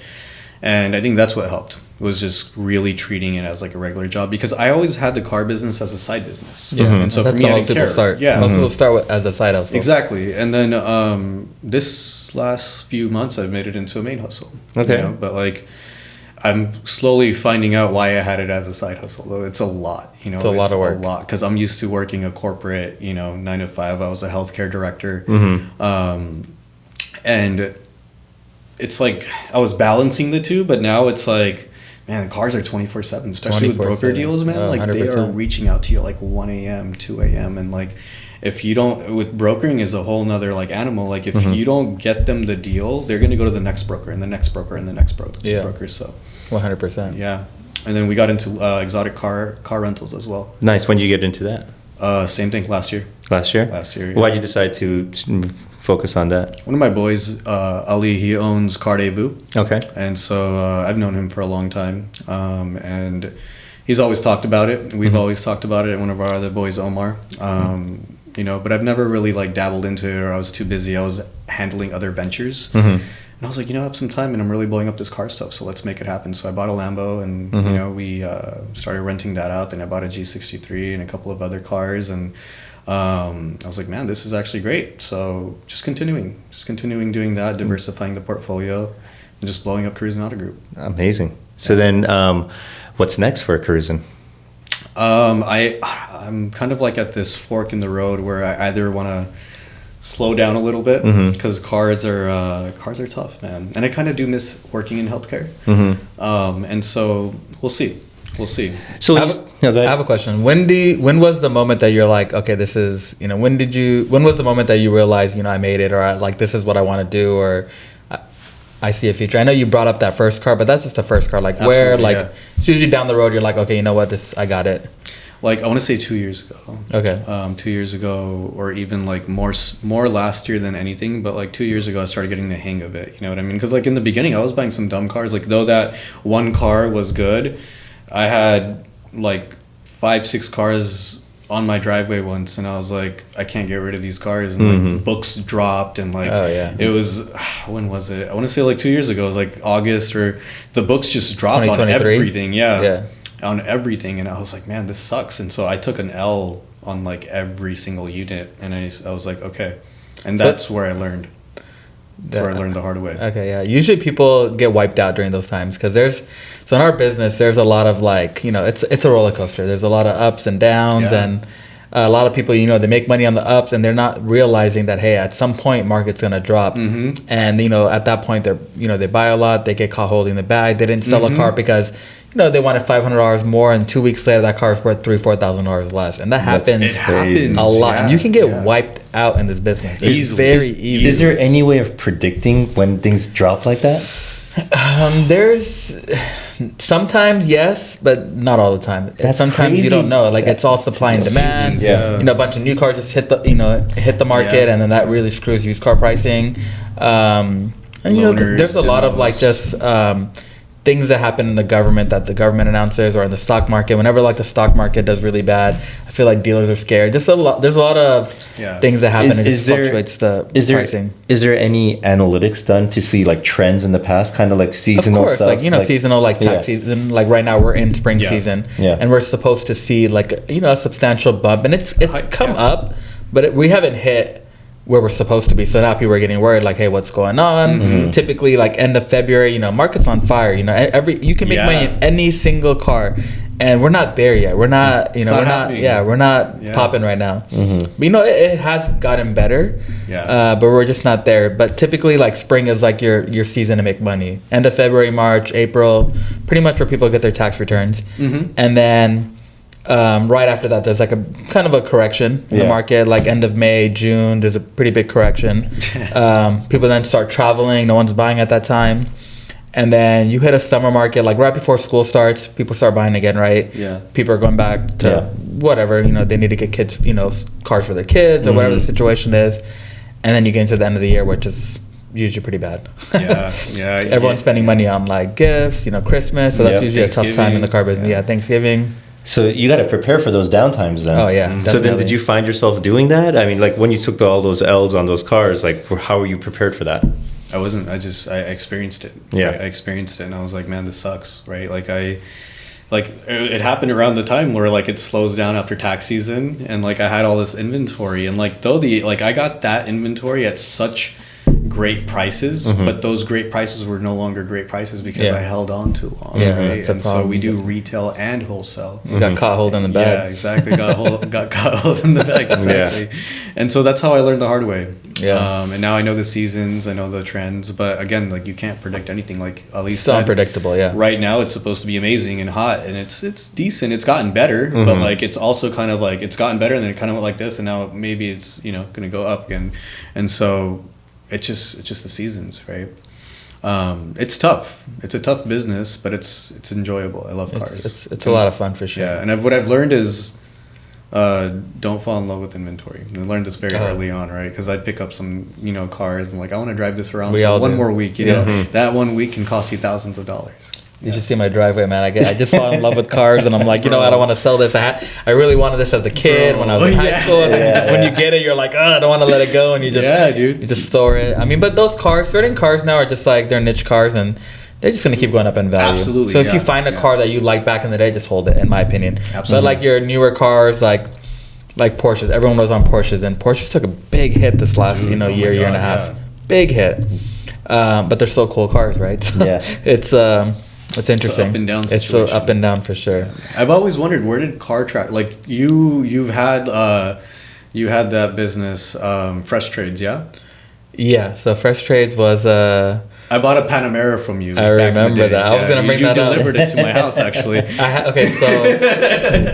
had one of my guys deliver. Yeah. So so there was like during COVID. This was during COVID actually. Yeah. Manheim had shut down, and we started selling on CarWave. And I remember CarWave. In the beginning, CarWave was whatever. Cars were selling at least. Manheim was closed, and then all of a sudden, all that, the stimulus checks hit, and the market just went on fire. Yeah. And I remember you bought a Panamera, and at that time, I had no space on the lot that I was occupying. So I reached out to CarWave, and I was like, hey, I have porters. Let me just start delivering these cars because they were taking forever to get cars picked up. Yeah. And I was like, instead of paying these guys, just pay my guys the transport fees, and that way I can get the cars off the lot the very next day, and buyers would like it. They want their cars right away, right? They might have it sold or whatever. So I just started getting these cars off my property as quick as possible because I had so many cars coming in. Business was, popping at that time, so I had to move inventory.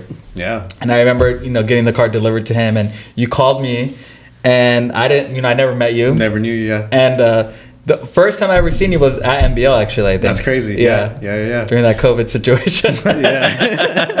During the COVID shot situation. But yeah, it was pretty cool that we actually did business. I sold him a car. So, that's so funny. Did you retail that car or you wholesaled it? I retailed the hell out of it. Okay, nice. I'm sure you made a killing. Really good, man. Yeah, it was a really nice car. Alhamdulillah. Yeah, and it was clean. It was super clean. No, where you got it from, but it was great. So buy more cars Curious from CarTrackers. Curious what Jenna making on it. Yeah. Curious what Jenna making on that one. $5,000. $5,000, nice. $5,000, yeah. That's what people who buy cars off CarTrackers make. Oh, there you go. Yeah. CarTrackers plugging in right now. He's like, I'll use anything I can get. I think I should be doing a Venmo request to you tonight. No, and let me tell you, when we scheduled this podcast on, because I like to do a 3-man, like a 3-man show, like, hey, one person focus, a co-host, I was thinking, who would be a good co-host for your episode? And honestly, Ali, you came to mind, and that's why I reached out to you. You know, I'm like, he's in the car business, you're in the car business, and I just thought, both of you guys play in NBL, and you guys have some familiarity, and I thought it would be, a great fit, so for sure. And that's crazy. You guys did business before. Our kids go to the same school. I see them, I see him in the morning, sometimes I pick up, so it's cool. Nice. So let me ask you this. You've been in the car business for a minute now, right? Do people ever come up to you like, hey, I want to get into the car business? Because you were in that position before. Yes. You remember what it was like. What's your approach with people like that? I help them. Yeah. Because you've been there. I don't want anybody to go through what I went through. Because it was tough. It wasn't easy. It's unfortunate. And for me, it's like there's enough for everybody to eat. You know what I mean? At the end of the day, we're all brothers in Islam, and like you just got to take care of one another. 100%. And there might not always be a monetary benefit, but there will be a benefit in the hereafter. 100%. So that's how I look at it. Man. You might not see it, but it'll pay itself forward some way. Man. Yeah. So then, have people reached out to you to get started? People have. Yeah. And so, what advice would you give to somebody watching this, and they're like, "Hey, man, I've been wanting to get in the car business." Like, what advice would you give to them? Start slow. Do your research, right? Like, and ask somebody who's been in it, who's been through it, 1,000,001 questions if they allow you to, and really just don't jump the gun. Right, really understand the process, because a lot of people just buy it from the auction, sell it here, this and that, but it sounds simple in nature, and it can be, but there are also like complex aspects to it. So I'd say to avoid all of the losses that I experienced, just really understand each and every piece of it, because I was just going with the flow. Yeah. And that's not how you run a business. If you could go back and change anything, what would you do? I wouldn't change anything, man. It was the experience and just the downfalls, and like that's what makes you stronger. That's 100%. What makes you a better person. That's what makes you a better businessman, and like it builds resilience, man. Like that for me, like because I'm self-made. Like a lot of these guys, right? Like, and it's not a bad thing, but like it's a family business. Like the dads were in the car business, the sons took it over, and then they took it to the next level, which is super commendable. But for me, like I didn't have any of that, right? So I had to just like figure it out. But for me, I always look back and I'm like, I'm glad that was the case, because not only did it make me more successful from a business perspective, but it made me a better person, and it created more resilience. And so for me, like you can't put a dollar amount to that, 100%. Yeah. Ali, what advice would you give to somebody starting out? The best advice is just be ready for it to take up a lot of time. You have to be willing to put in the hours. Yeah.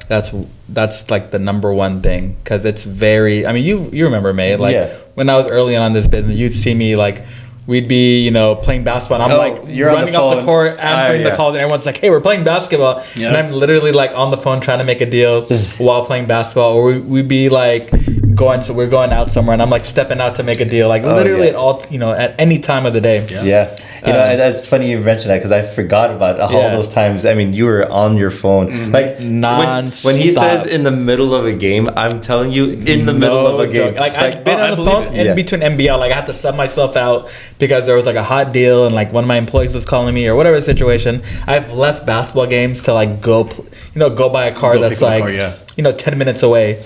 Because one of my guys found a car, and I was the closest. I usually had cash with me at the time, so I would just rush to wherever and just buy a car. So it's very time consuming, but you have to be ready to put in that effort. Like you can't expect to work a 9 to 5, because the deals don't show up 9 to 5. They might show up at 6 in the morning. Yeah. They might show up at 10 p.m. at night.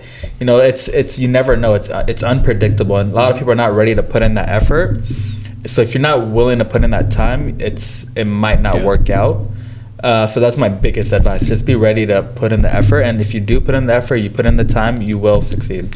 Yeah, and I can second that because a lot of people, they're used to the 9 to 5, so like holidays are off, right? Christmas time, but like in the car business, those are the hottest times. I remember on Thanksgiving, I took my entire family to Vegas, and then the entire car ride there, I probably like sold 5 cars, like just on the ride there. But like everybody was annoyed at me because my phone was constantly ringing. I'm like texting, I'm like on cruise control, I'm like trying to like manage everything.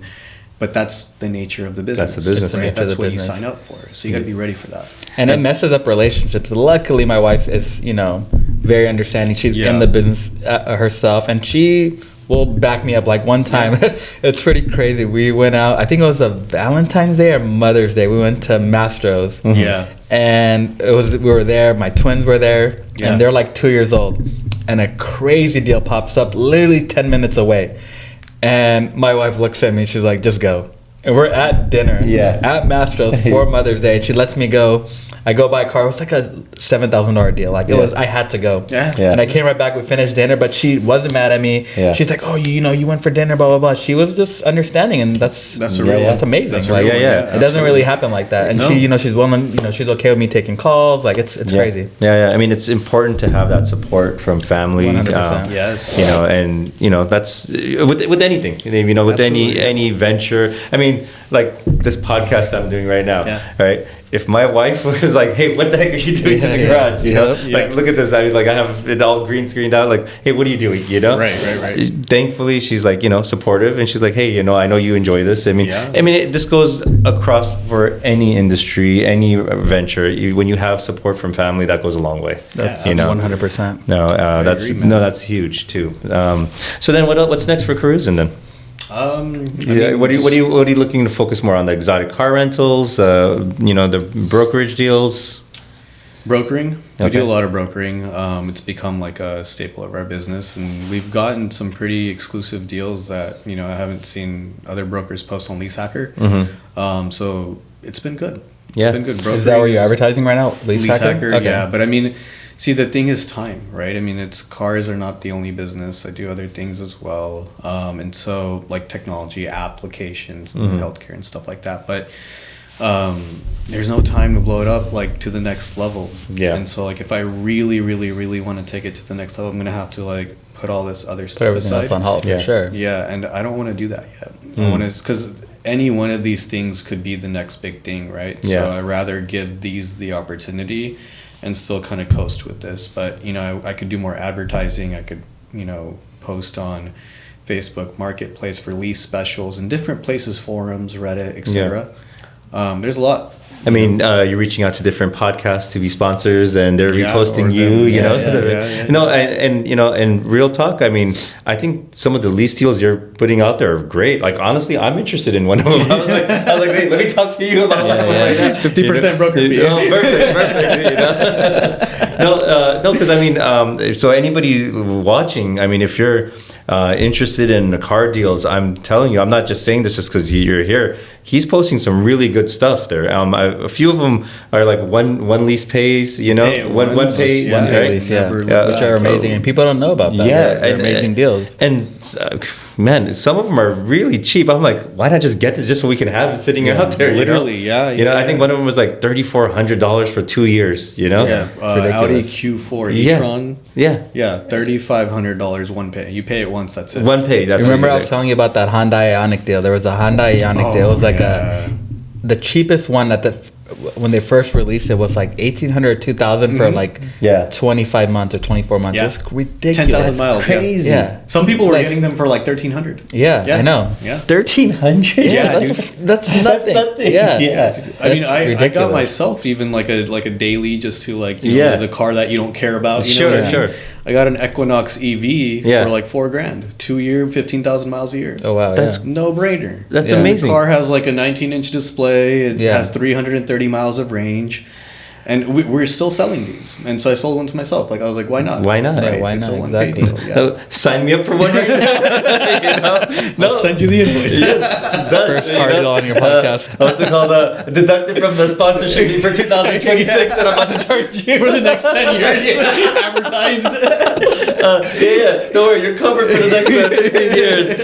You know, at $1,000 a year. You know. No, I mean honestly, you got some good deals going. Appreciate that, so I think and I'm dead serious. Anybody interested? Check out your website. So where can they find you on? You said Lease Hacker? Lease Hacker or cruisinag.com. Okay. We have a pretty intuitive website. What does the AG stand for? Auto Group. Okay, Auto Group. Okay. Yeah, I thought Cruising Auto Group would be too long. Actually, it was taken or something, so I just got creative with it. That's cool. I like the name Cruise, and it's pretty cool. Yeah. You know, I struggled with the name in the beginning because we all did. Nobody understood it, man. Yeah. Nobody got it. Like when I first started calling auctions, I started calling people who sign up for like, you know, wholesale tires, wholesale parts, wholesale this. Everyone's like, Cruise? Are you Hispanic? Like it's just like they thought, you know. And I was like, it's cruising, you know, like you're cruising. Nobody understood it. I had to explain it every single time, but I feel like people get it now. Yeah, it's cool. So I like it. It looks good. Yeah. When I first posted you, I would get a message from Ali. Hey, who's this group? Who's this car group? I know him. No. There's a different one. Carrera. Carrera. Yeah. You're still trying to figure out. I was like, who is this guy? You're still trying to figure out Carrera. Carrera's going to be unveiled soon. Okay, cool. Don't worry. And also, I love to do business with them. Yeah. Also, the new Fresh Jive Auto Group is coming. That'd be cool though. That would be cool. It's so cool how so many people are in this business, and everyone, alhamdulillah, is making money, and everyone's succeeding at different levels. All love. Are you guys familiar with this? Okay, so you said a lot of people in the Mayman community, a lot of Pakistanis are in the car business, right? Absolutely. Yeah. Especially when it comes to car buying, you might be going after the same cars. Yeah. Right. Happens all the time. That happens all the time. Yeah. And do you ever find yourselves like butting heads with these other companies, or how's that go? In the beginning, when I first joined, like I would, because CarWave, it would have a picture of the person. Oh yeah, I love that. And their name and their company, and so I'd be like, yo, like he should be cool with me like getting this, and so I'd text him and be like, yo, like let me get this car. There's another one that we're bidding on, like just take that one, you know. Literally like fuck you, this and that, like just going off, and I'm like. The hell, like it's not that deep. And then you're just bidding them up, and then we're going back and forth and back and forth. But then you guys both lose, then, right? Nobody wins. Yeah, that's the most unfortunate thing in this business. Yeah. Like people that we know, like I've talked to so many people in this business, and I'm like, hey, why don't we work together? Either we split the profit, or you get one, I get one. Yeah. There's so many ways to work together, but the problem is there's so much greed in this business, in any business, but especially in this business, nobody wants to see other people succeed. And they're like, people get mad, like, oh, why? He made $2,000 on that car. That could have been me, but like, it could be you. Just buy another car. There's so many cars. That's what I'm saying, man. We're like, our company, we're always willing to work with people. There's been deals where, like recently, I think there was a deal that Irfan's Imperial Trade Links was trying to buy, and we were trying to buy as well. The guy was a repeat customer for us, and I guess he got a hold of Imperial. And we were trying to buy the car, and somehow Asif and Irfan talked, and we're like, hey, we'll just split the deal. Like, why are we just gonna go at it and lose out potential profit? Let's just work together. We all know each other. We ball together. We see each other at the mosque. Like we break bread together. Like that's what I'm saying. It's not a big deal. Yep. We can work together, and there's so much potential in this business. There's so many cars. Like the cars are never ending. Yeah. It's not like we're not in a COVID situation again where cars are missing. Yeah. And if that happens, great. But that's not the situation we're in. And there's too many cars, so like we can all make money. Yeah, I agree, man. And we actually had Irfan on the podcast. Oh, you did? Yeah, so he was he might be the previous episode to this actually. Okay. So we kind of talked about the car business too. He mentioned this meeting of like the family heads of all the car business. You guys are familiar with that? It was like kind of like a mafia. I wasn't part of that. I'm not part of the I'm aware of this. I'm aware of this. Do you know what was going on with all that? I don't know the details because I wasn't there, right? Because like obviously like compared to these guys, like their dads have had the business for so long, that like they're so deep into it, right? Yeah, we're a small guy compared to them, so. I wasn't in it, but I heard about it through like other dealers. And stuff. What happened in this meeting? I don't know. So I'm not part of like that whole thing. Like I don't really, CarTrackers. We don't really. I mean, we're cool with everyone, but we don't really get intertwined with all these this old stuff. So what was? I mean, you got to watch episode 9 for the details of that. No, I'll address a little bit. A lot of it was just like the infighting, on like deals. Like hey, instead of two companies just like bidding each other up, like we said. you end up losing. Both of you guys lose. You end up losing. So we make the bank richer, or we make the customer. I mean, and the customer is like, hey, cool. Like, they're using money. It to their advantage, and the car might not be worth that, but at that point, it's just like pride. It's just pride. And that's like the worst thing to have in Islam. Like that's the worst thing to have pride. Just it's okay. Like work together, or you get one, I get one, or there's ways to make money and everyone absolutely be happy. No, exactly. And so that's why I guess that's what that meeting was. Okay. And the way it was described, it was like mafia, like the mafia families all getting together. Okay. And I'm like, what's going on in this car business thing? They left us out of there, but that's cool. Yeah. I mean, on Eid, like they do the whole picnic at Mona, like they do like the Mona picnic, the Memons, at Miles Square Park, and it's sponsored by like car business. Oh, it's all car dealers. No. And so apparently they were trying to address the whole thing about like fighting within for like deals, this and that. And so I mean, and what we discussed a little bit, like it got a little bit better, but there's still like some outliers that still don't follow it. There's gonna be those people that are greedy, or they're just they're just in it for themselves, and they don't see the bigger picture. Everyone is like so short-minded. And like we're gonna be doing this probably for the rest of our lives, right? Like I don't see anyone really leaving the car business. Once you're in, you're kind of sucked in, right? Unless you don't put the time and effort, you're really sucked in. And it's hard to go on to something else just because of that quick gratification, that quick turn, especially in the wholesale business, right? Like I could buy a car on Tuesday and sell it on Wednesday, right? Like there's no other business really like that, right? It's really tough. Like if you were to buy a house, there's a escrow time, right? It could be 30 days, 15 days if you really push it. But it's really never less than 15 days, right? Then when you go to sell it, then there's so many things that arise. But like we've had cars where we flip and like literally, like I said, I buy them on Tuesday, I run my cars Wednesday, and I'll sell it on Wednesday. It's cash in, cash out. Like it's kind of like a high, I guess you could say. I was gonna say it sounds very addicting. It's very addicting. And I can get where the greed comes in. I understand that, but that's where you have to like be disciplined and understand like, hey, let me think long term. Let me think big picture. Being a good human. And so Muba, a big part of what I like to do on this podcast is like kind of like dive in on people's. I mean, the whole scandal thing was just kind of like a separate thing. It was like an outline. But for me, I like to like focus on people and like their career, and not even just their career, like passion projects on the side. So that's what a lot of our episodes have been about. Like so, like for example, like you and your car business. I really wanted to really have you come in and talk about that and like explore that. And a future guest of ours will be actually Ali, where we do focus on him and CarTrackers. So we have that scheduled in the next few weeks or so, hopefully. For sure. I know we had Ramadan right around the corner, so we'll figure that out. But we're definitely going to have an episode with Ali and kind of. Like where it all began. Where it all began. I'm so intrigued, honestly, because I knew that he had Fresh Trades. And then I actually had so it was first AQ Motors, then it was CarTrackers. And then there was a little hiccup along the road, so we went to Fresh Trades. And then went back to CarTrackers. Went back to our roots, CarTrackers. So it's a good story. So we're definitely gonna. I mean, that's one of the things what we really like to do is focus in on people's stories. And so Ali is definitely gonna be in a future episode. I think within the next. So this is episode 10. I think Ali, you're probably gonna be episode 12 or 13. Okay. You're coming up soon. So for sure. We're definitely gonna dive into your story. Excited for it. So don't give it all away right now. I won't. A lot of good stuff. Good. I was gonna ask, like, how did the transition happen from like? No, this is about you today. We'll talk about another day. Reversing the roles real quick. I already got my shameless plug in here a couple times. Give me this bottle. No, Ali did drop off a bunch of CarTrackers merch for me today. I was gonna, I'll definitely shoot and bring it on and showcase it a little bit. But I mean, Ali's family practically too. So I plug a CarTrack. Okay, and the other thing, Ali, let me tell you. Even though you're not a sponsor per se, literally you've been mentioned at every episode. I know. Thank God. Really, right? It really works out that way. Every episode, Ali's being mentioned. Either Ali's mentioned or CarTrackers is mentioned. We say shout out CarTrackers non-stop. As I'm watching, I'm like, you're mentioned every time, or more likely not. We're making fun of the guy too, which is all good. It's all fun.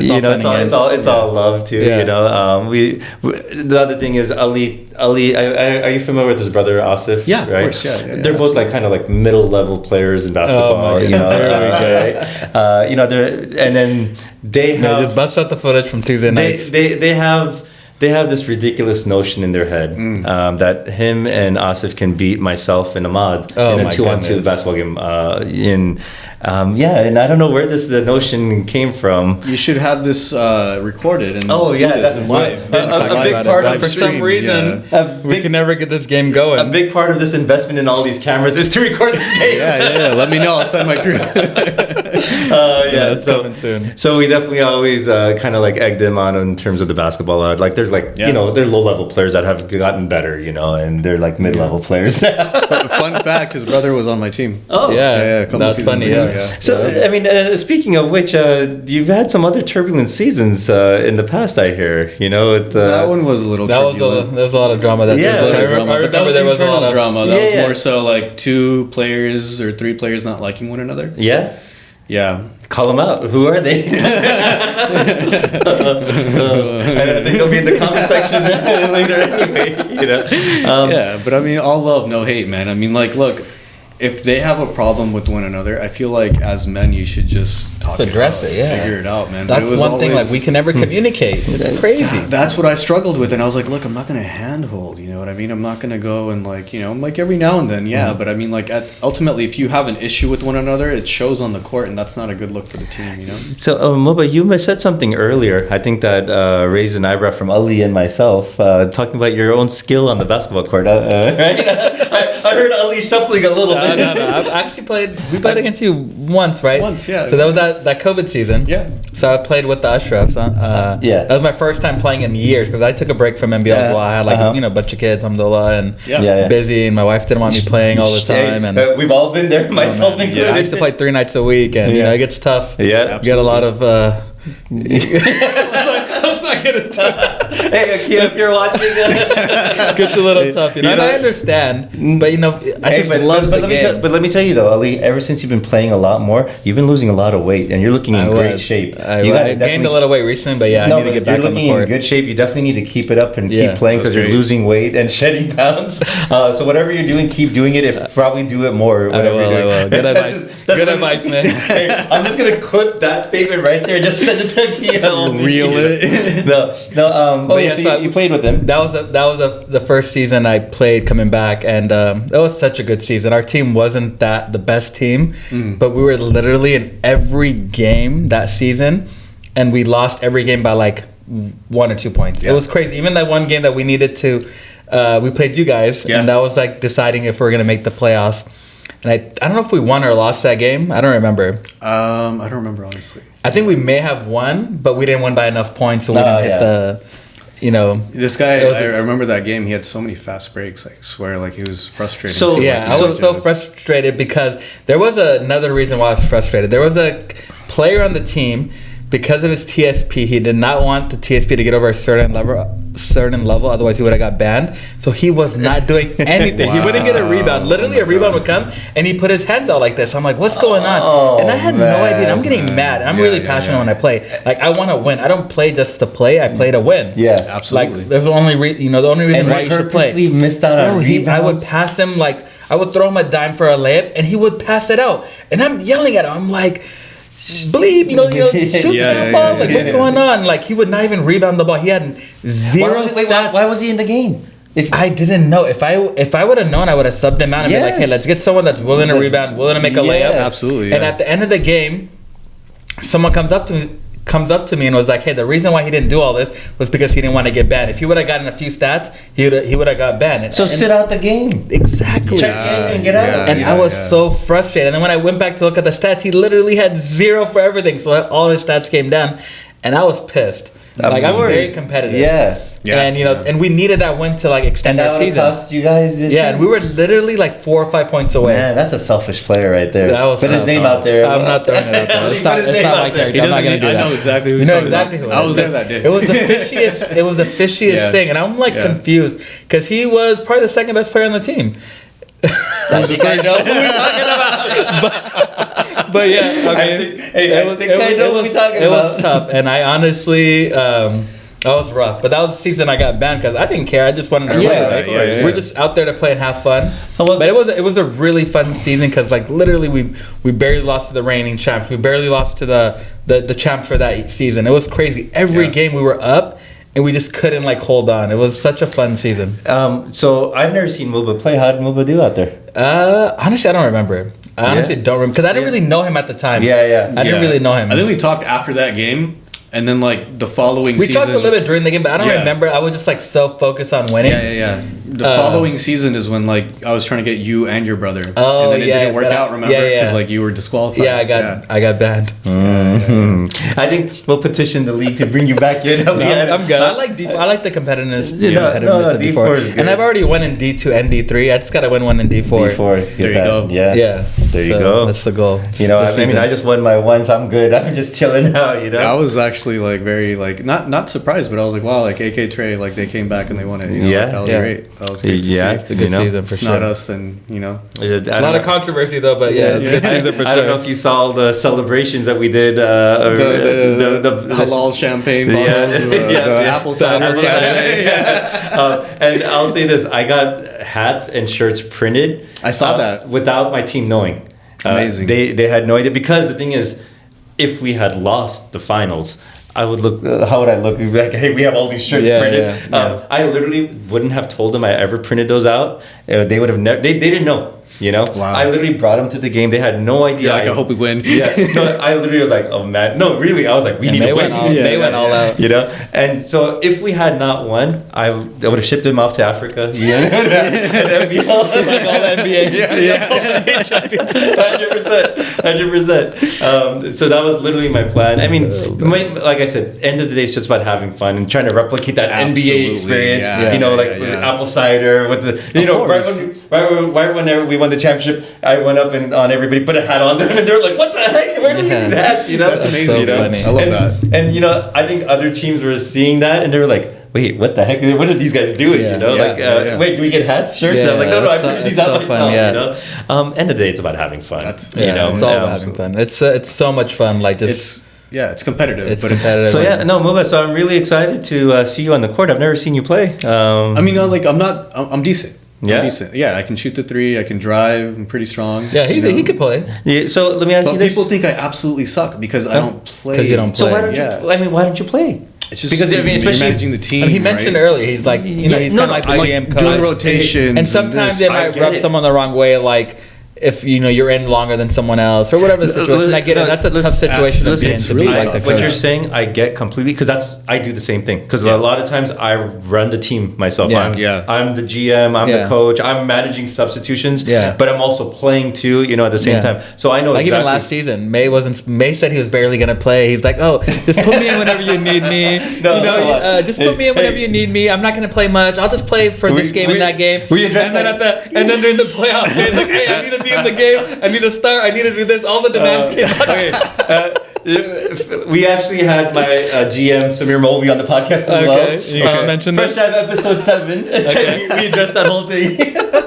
Oh man. I get really.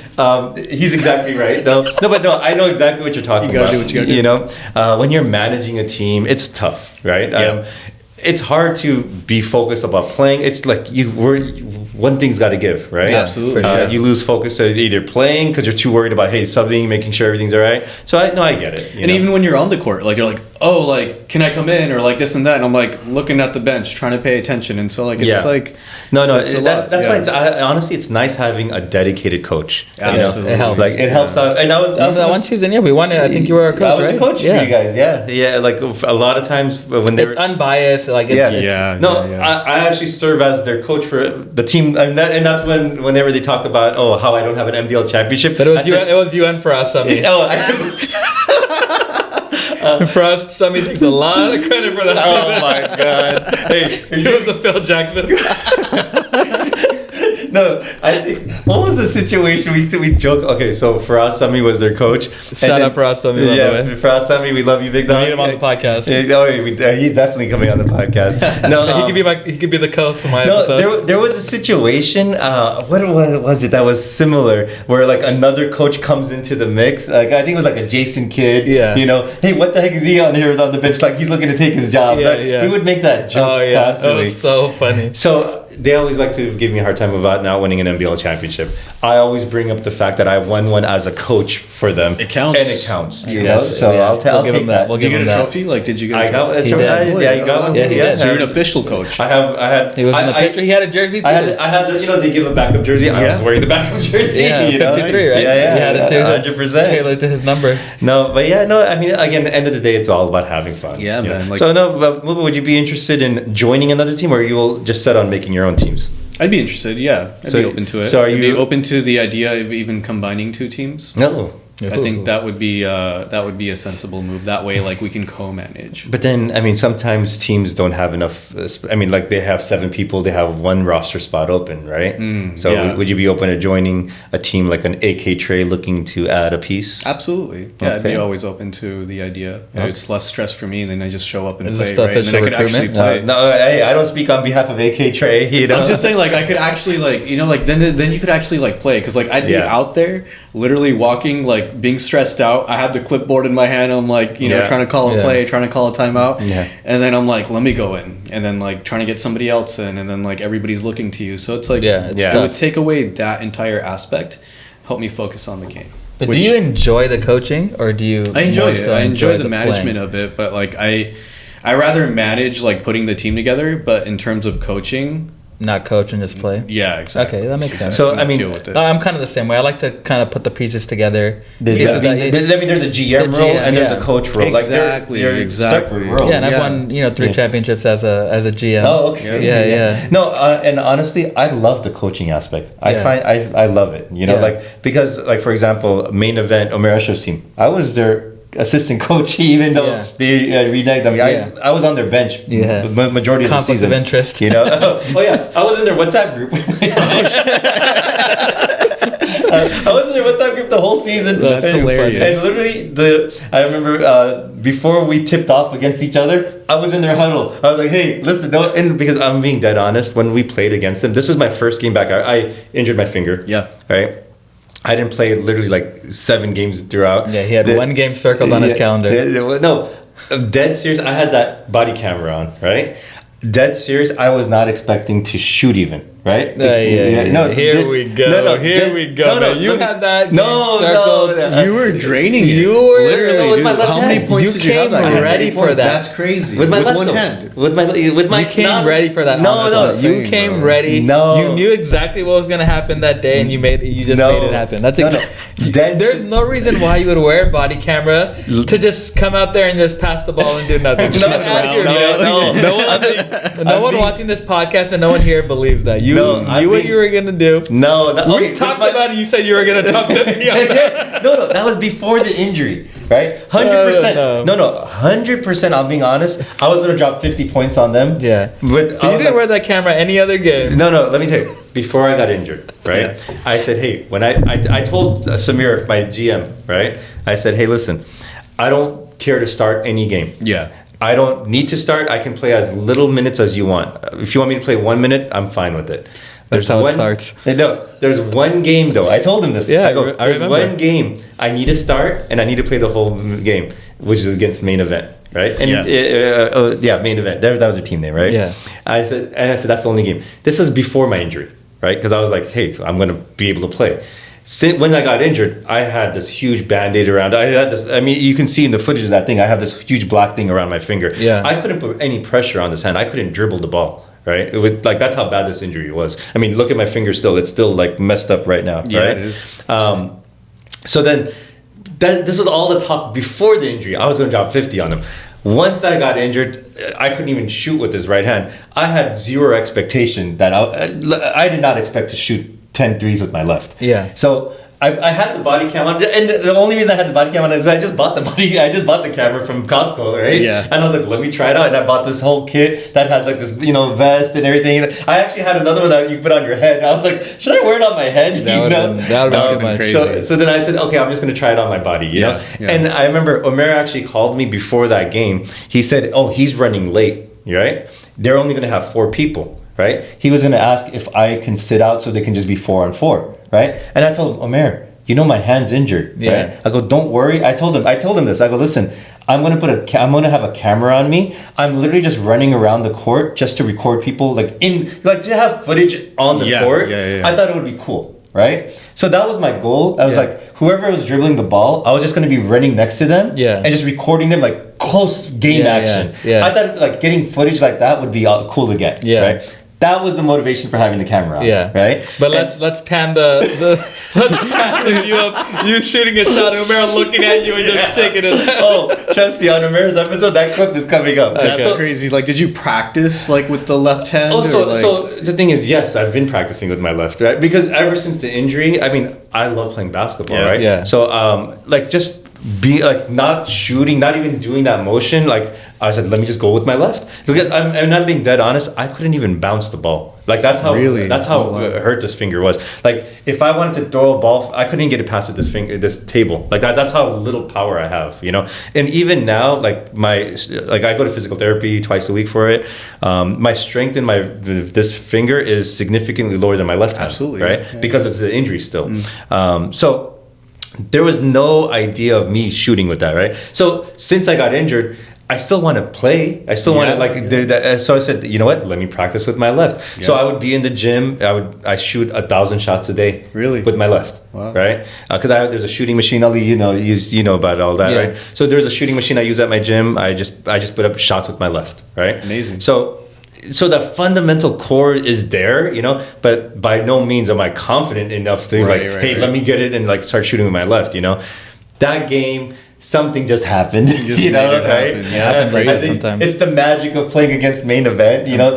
Let me tell you. It just happens. Sure, one shot went in and then just adrenaline was pumping. I think you just need one shot to go in and then the hoop just becomes big. And then from there, it's game over, right? And credit to my team. They were feeding me the ball too, you know, and they were giving me the shots too. They're hyping you up. You know, and especially, I mean, just when I made 6 threes with my left in the first half, you know, and everybody's like, crazy, what the heck is going on? Yeah. So of course, you know, it slowed down a little bit second half, you know, but you know, it was a fun game, you know. I'm sure you had a blast. Yeah, so it was that sounds like a lot of fun. Oh, and especially once you're on one, that's it. One of the greatest feelings. Honestly, I can't name too many more things like that are better feeling than being on one like in a game. Oh, 100%. You know. So I mean, so that we've had our battles, May. Oh, yeah. and Tuesdays. Ali and I are former teammates in NBL as well. Really? Too. Yeah. So we played together. We played against each other. So we have a long history. But so Muba, I mean, I'm definitely curious to see you out on the court and how you are. You know. Yeah. We should. We should set season. We should just play. Do you ever play pickup anywhere? Yeah. Play LA Fitness. Oh, where do you play? In Corona. Okay. LA Fitness. Yeah. Every now and then, the Corona team plays actually. Oh. What is it? I think you guys played them in the finals. Which team? The pink one. Hot Shots? I think so. Yeah. They didn't make the finals. They lost in the semifinals. Second round. Yeah. We played them in the regular season though. Okay. Yeah. And we destroyed them. A lot of those kids played there. Okay. They play over there. Yeah. They shoot a lot of threes. Yeah. We what's it called? Yeah. They play a lot up there. But we should get together and play. I'd love to. Absolutely. Yeah. Then we could finally show that it's not garbage time. Oh, there it is. No, dude, it's funny. It's I don't take any offense to it, but it's funny because like we're like, oh yeah, like you're not playing because you suck, this and that, but it's like if you actually see, like it's decent, you know. No, I always and I talk about this in the Zico episode. Yeah. Ahmad's old team when D2 first started was Blaze, right? Ooh. I was in law school at the time. So we actually played together which one? Second season of Blaze. Who? Remember, we played Savage that year. Yeah. I think we played in the semi-finals, right? Yeah, we made it. We had a pretty good team that year. We had a great team. But what I would do on a similar kind of storyline is I would go to Blaze's games as their cameraman, waiting for people to talk trash to me. Be like, oh, hey, you're their cameraman. You must suck, right? Yeah. I was hoping somebody was there. Nobody took the bait. They were just there looking at. I was there just putting out bait out there. Like, oh man, you suck. You're the cameraman. That's why I was like, okay, I know this guy. I want to just take it to him, you know. So no, I mean, you don't judge a book by its cover just because you're playing. I mean, you're working as a GM coach, you know. And then it's like no love lost either. You know what I mean? It's all like everybody like knows one another. You mess around, you joke. So it's all good. But I have another question. What do you enjoy more, basketball or being like a car business deal? Two separate things, right? Like, what do you enjoy more? Like, what would you rather do if you can do something the next like a deal or the actual business itself? Because like business is business. This is more like a hobby. A deal is like you're making a deal is a high. I think what Ali's trying to ask that how you get from making a good deal, you're making a profit, or right? I guess or having a good game, or having a good game. I think a good game, man, because like that's a different high, and like you could make money like anytime, right? Whether it's the car business, whether it's any business. But I feel like that's a different feeling. Ellie, what about you? I would say a good game. Basketball. I would say a good game. I just love basketball, man. Of course, like I love basketball. Imagine you're like in that zone, you know, where you're just everything you're throwing up is just hitting. You know, back in the day, I wouldn't have said that because I was so much chasing the money and the part of the grind. But now, just understand, hey, the money is gonna come. Alhamdulillah, like it's whatever's written for you is written for you. But that game of basketball, man, it's so much fun. Like I'll take that over almost 100%. Anything. Yeah. Even the last game before we got booted, like I had like 7 points. Like I played pretty decent that game, and like it was like let's go, because we were just killing it that game. And that just even a little snippet of that is more than like just business, because you always have that. It's always going to be there. Man, I'm really still upset you guys did what you did, because I honestly had you guys picked. No, honestly, I had you guys picked as my underdog vote from your conference. I was like, I was saying it throughout the whole power rankings. I was like, you guys are sleeping on Sand Ninjas. And I played with Arsalan was on your guys' team. Yeah, Arsalan's a good guy. Yeah, he lives right here. He's the one that plays with us on. He plays on Tuesdays. Yeah. I played with him on Tuesday. Yeah, we played. I didn't know he was on your team. Him and Ibrahim. Which Ibrahim Elahi? No, that's a different one. Okay. Yeah. He's a monster on the court, by the way. Who? Ibi? Oh, that's a different Ibi. Yeah. Oh man, he's a football player on the court. I can tell, man. That dude is no joke. No, that's a different Ibrahim. Okay. No, but I met Arsalan after the season was over. We played on this pickup run on Tuesday, and it was like he was like, oh, he played in NBA. I was like, oh, what team? And he was like, oh, Sand Ninjas. And I was like, oh man. He was like, yeah, man. He was just like shaking his head. I was like, it sucks that they. That's what it is. He was very disappointed. Yeah, but you guys he's a solid player. You guys, so I was like, man, he's solid. He was on your team. So athletic. Yeah, very athletic. Very athletic. Very all around player. Oh yeah, very unselfish. Really Yeah. He on Tuesday he tries to guard me every Tuesday. So. And then I have to switch and guard you. I hold my own against you. You guys go to that place in Momentous where we played Imperial. Yeah. So Ali thinks when he switches up and he guards me that I don't score on him, right?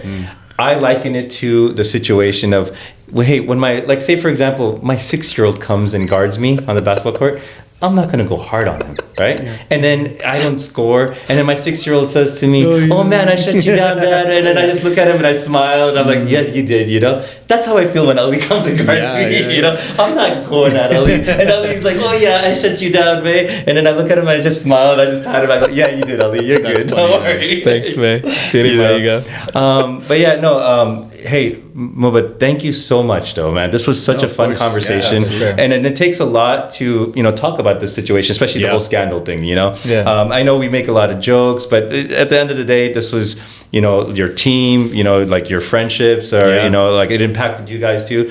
So I mean, it definitely takes a lot to come on here, take accountability for it, and address it in the first place. You didn't have to do this, so appreciate you coming on and kind of just talking to everybody about this. Yeah, absolutely, and thank you. Thank you for the opportunity, because some people, they might just leave it water under the bridge, but it's always good to just hear all sides of it, because there's always going to be rumors, there's always going to be positives and negatives, and at the end of the day, we're all playing in this game of life, and ups and downs will happen. It's only natural, right? You live and you learn. Yeah, 100%. And I think that's the best thing to do is talk about it, hey, address it, rather just than be a man about it. Exactly. Accountability is everything. Yeah, 100%. And I think the important thing too is just to address it head on, rather than people beating around the bush, exactly, this and that. And let's talk to you directly about it. Hey, what happened with that? And honestly, I learned some things I didn't know about before. Granted, I had a lot of leaks and birds whispering in my ear throughout the whole thing.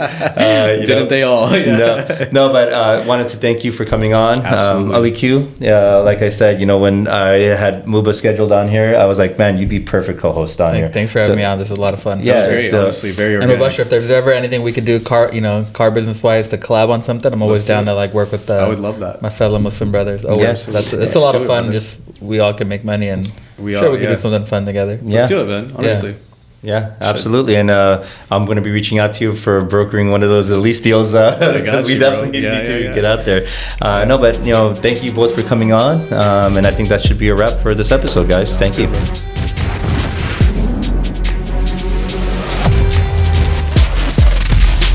Fresh Jive Podcast.